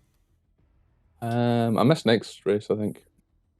But I think there's going to be like a handful of people who are always going to be at the top, and then you're going to see like the odd person if it's their favorite track. They'll be in the mix as well, but I think it's going to be the same, like 3 or 4. So it just depends where we Well, finish out speaking then, of really. favorite track, what is your favorite track? Wait, Imola or Monaco, Okay. maybe. I like Monaco. All right. I think Monaco's not a track; it's a glorified go-kart. Sorry, anyway, we're not going to go talk to that debate. But yeah, anyway, okay. my quality in Monaco's good, and that's the thing that matters. So. Yep. All right. So Right, so there we go. that is your key. Yeah, exactly. So Karen, thank you very much. You got that. You jumped only 1 place, but a crucial podium is what it's all about, and a way different strategy than everybody else, and it worked in a way that you got crucial points. So, yep, keep it It up, worked. and that's where you need to be. Yeah, champagne is always sweet when you're on the podium. There we go. So thank you for joining us again, and say congratulations on the P3 today. Thank you. But there we are. So that's your sort of testimonies, if you will, from our podium drivers. How are you feeling heading into the rest of the season yourself, Dean? Of course, we saw some insane drama up and down the field. I think it's too unpredictable to tell where this season's going because we saw so many ups and downs that we really couldn't get a good read on anyone. And there was so much action as well. We couldn't capture it all. That was also another big problem because it's there. There's battles left, right, and center. Couple of spins. 1 virtual safety car early, and then that safety car that just blew everybody's pit strategies out of the water. The teams had to crunch numbers, had to work out what they're going to do. Once again, the drivers had to drive those hard tires for 24 laps at the end. They're pushing the 80s. We know that 80 plus tends to get in puncher territory. Difficult territory. I was very impressed with the fact that even though there was so close wheel-to-wheel action, we didn't have massive pile-ups and collisions like you'd see in IndyCar or NASCAR. So this is what you get from Formula One, and this is what you probably, most likely, I'm hoping to expect from the SwiftX series all season.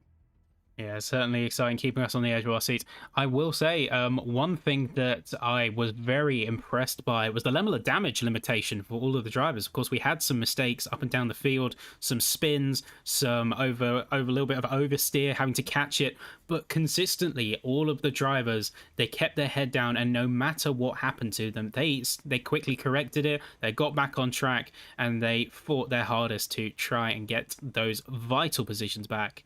And it was really a great showing, in my opinion. I think, Ben, that the fact that the weather gods just unleashed gallons of water immediately off that wet qualifying just to basically put everybody like, jumping into a really cold shower. Like, okay, I'm awake. And it did. And they had to do a brilliant qualifying performance for a full qualifying course. And we didn't see major collisions or accidents or people banking into visiting the wall and signing the name in the wall. So that, I think, was their massive like wake-up call. So when they approached the race, they kept that same momentum and engine and that momentum, but also realized that, hey, we've been through these conditions, then a dry race should be not any harder than that. Yeah, and I believe it is a little bit of a reality check in all honesty. Like you said, that wake-up call, like that cold shower, the wet is going to put you into a much more alert state because the car's a lot twitchier. And then what you find, it's kind of like driving with a faulty clutch in a car and then going to a brand new one. It's like, because you're so acclimatized to that knife edge, when you go to those different conditions, those arguably easier conditions, say you're much less of a juggling act, you find that suddenly you have a lot more room to play with. Yeah, you got, like, you're right. It's also like a traction control turn on or off too. It's like, oh wow, all of a sudden I can turn, the car turns with me. I like this. And then you can go and stretch the limits a little bit more and more and more, which they all did. But of course, the big difference is that you got to be doing it whilst there's cars in front of you, whilst there's cars behind you, whilst you're thinking about when you're pit star, you're thinking about your tires, you're also scared about those walls coming out and biting you. Well, they all did, and they all kept us entertained. Yeah. So I think we need to lay down, Ben, for your long flight back over to the next track, which we'll be going to. Which will that be, Ben? Which is on our calendar? Oh, that is a question. I mean, before we jump into that, I think I just wanted to bring up a point, say, before we get prepared for our lovely flight away. And that point is being how much these drivers have to juggle. We saw all of the different perspectives, and we saw all of the different, not viewpoints, but say different things that they have to consider and take into account. As we saw, of course, say from Amir's perspective, not only were they handling the driving, those ailing tires, the position on track, say the attacking, defending, they're also taking things into account like their warnings, the penalties of drivers around the field, adjusting their driving style. And nothing says about the level of skill quite like taking that much on your plate, juggling it all in perfect harmony while still pushing the limits and going ever faster and faster on a track, especially like Albert Park, another track where drivers are having to learn and relearn lines. I think you put the nail. Yeah, you put the nail in the coffin on that one, which is probably not the best term to use when it comes to Formula One racing, just like they say, breaking a leg in theater.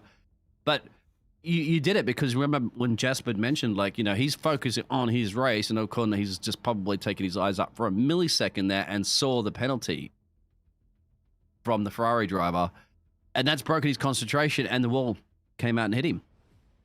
So that's the absolute edge racing at this level, like, and that's why drivers don't like team engineers talking to them during corners and stuff, because they're trying to focus. Focus is the key. Like in any real, when I'm driving down to the shops, I get to focus. You lose focus, and this can go pearl shaped. So, yeah. Yeah, and we've heard thankfully, I'm not doing it at 300 kilometers an hour.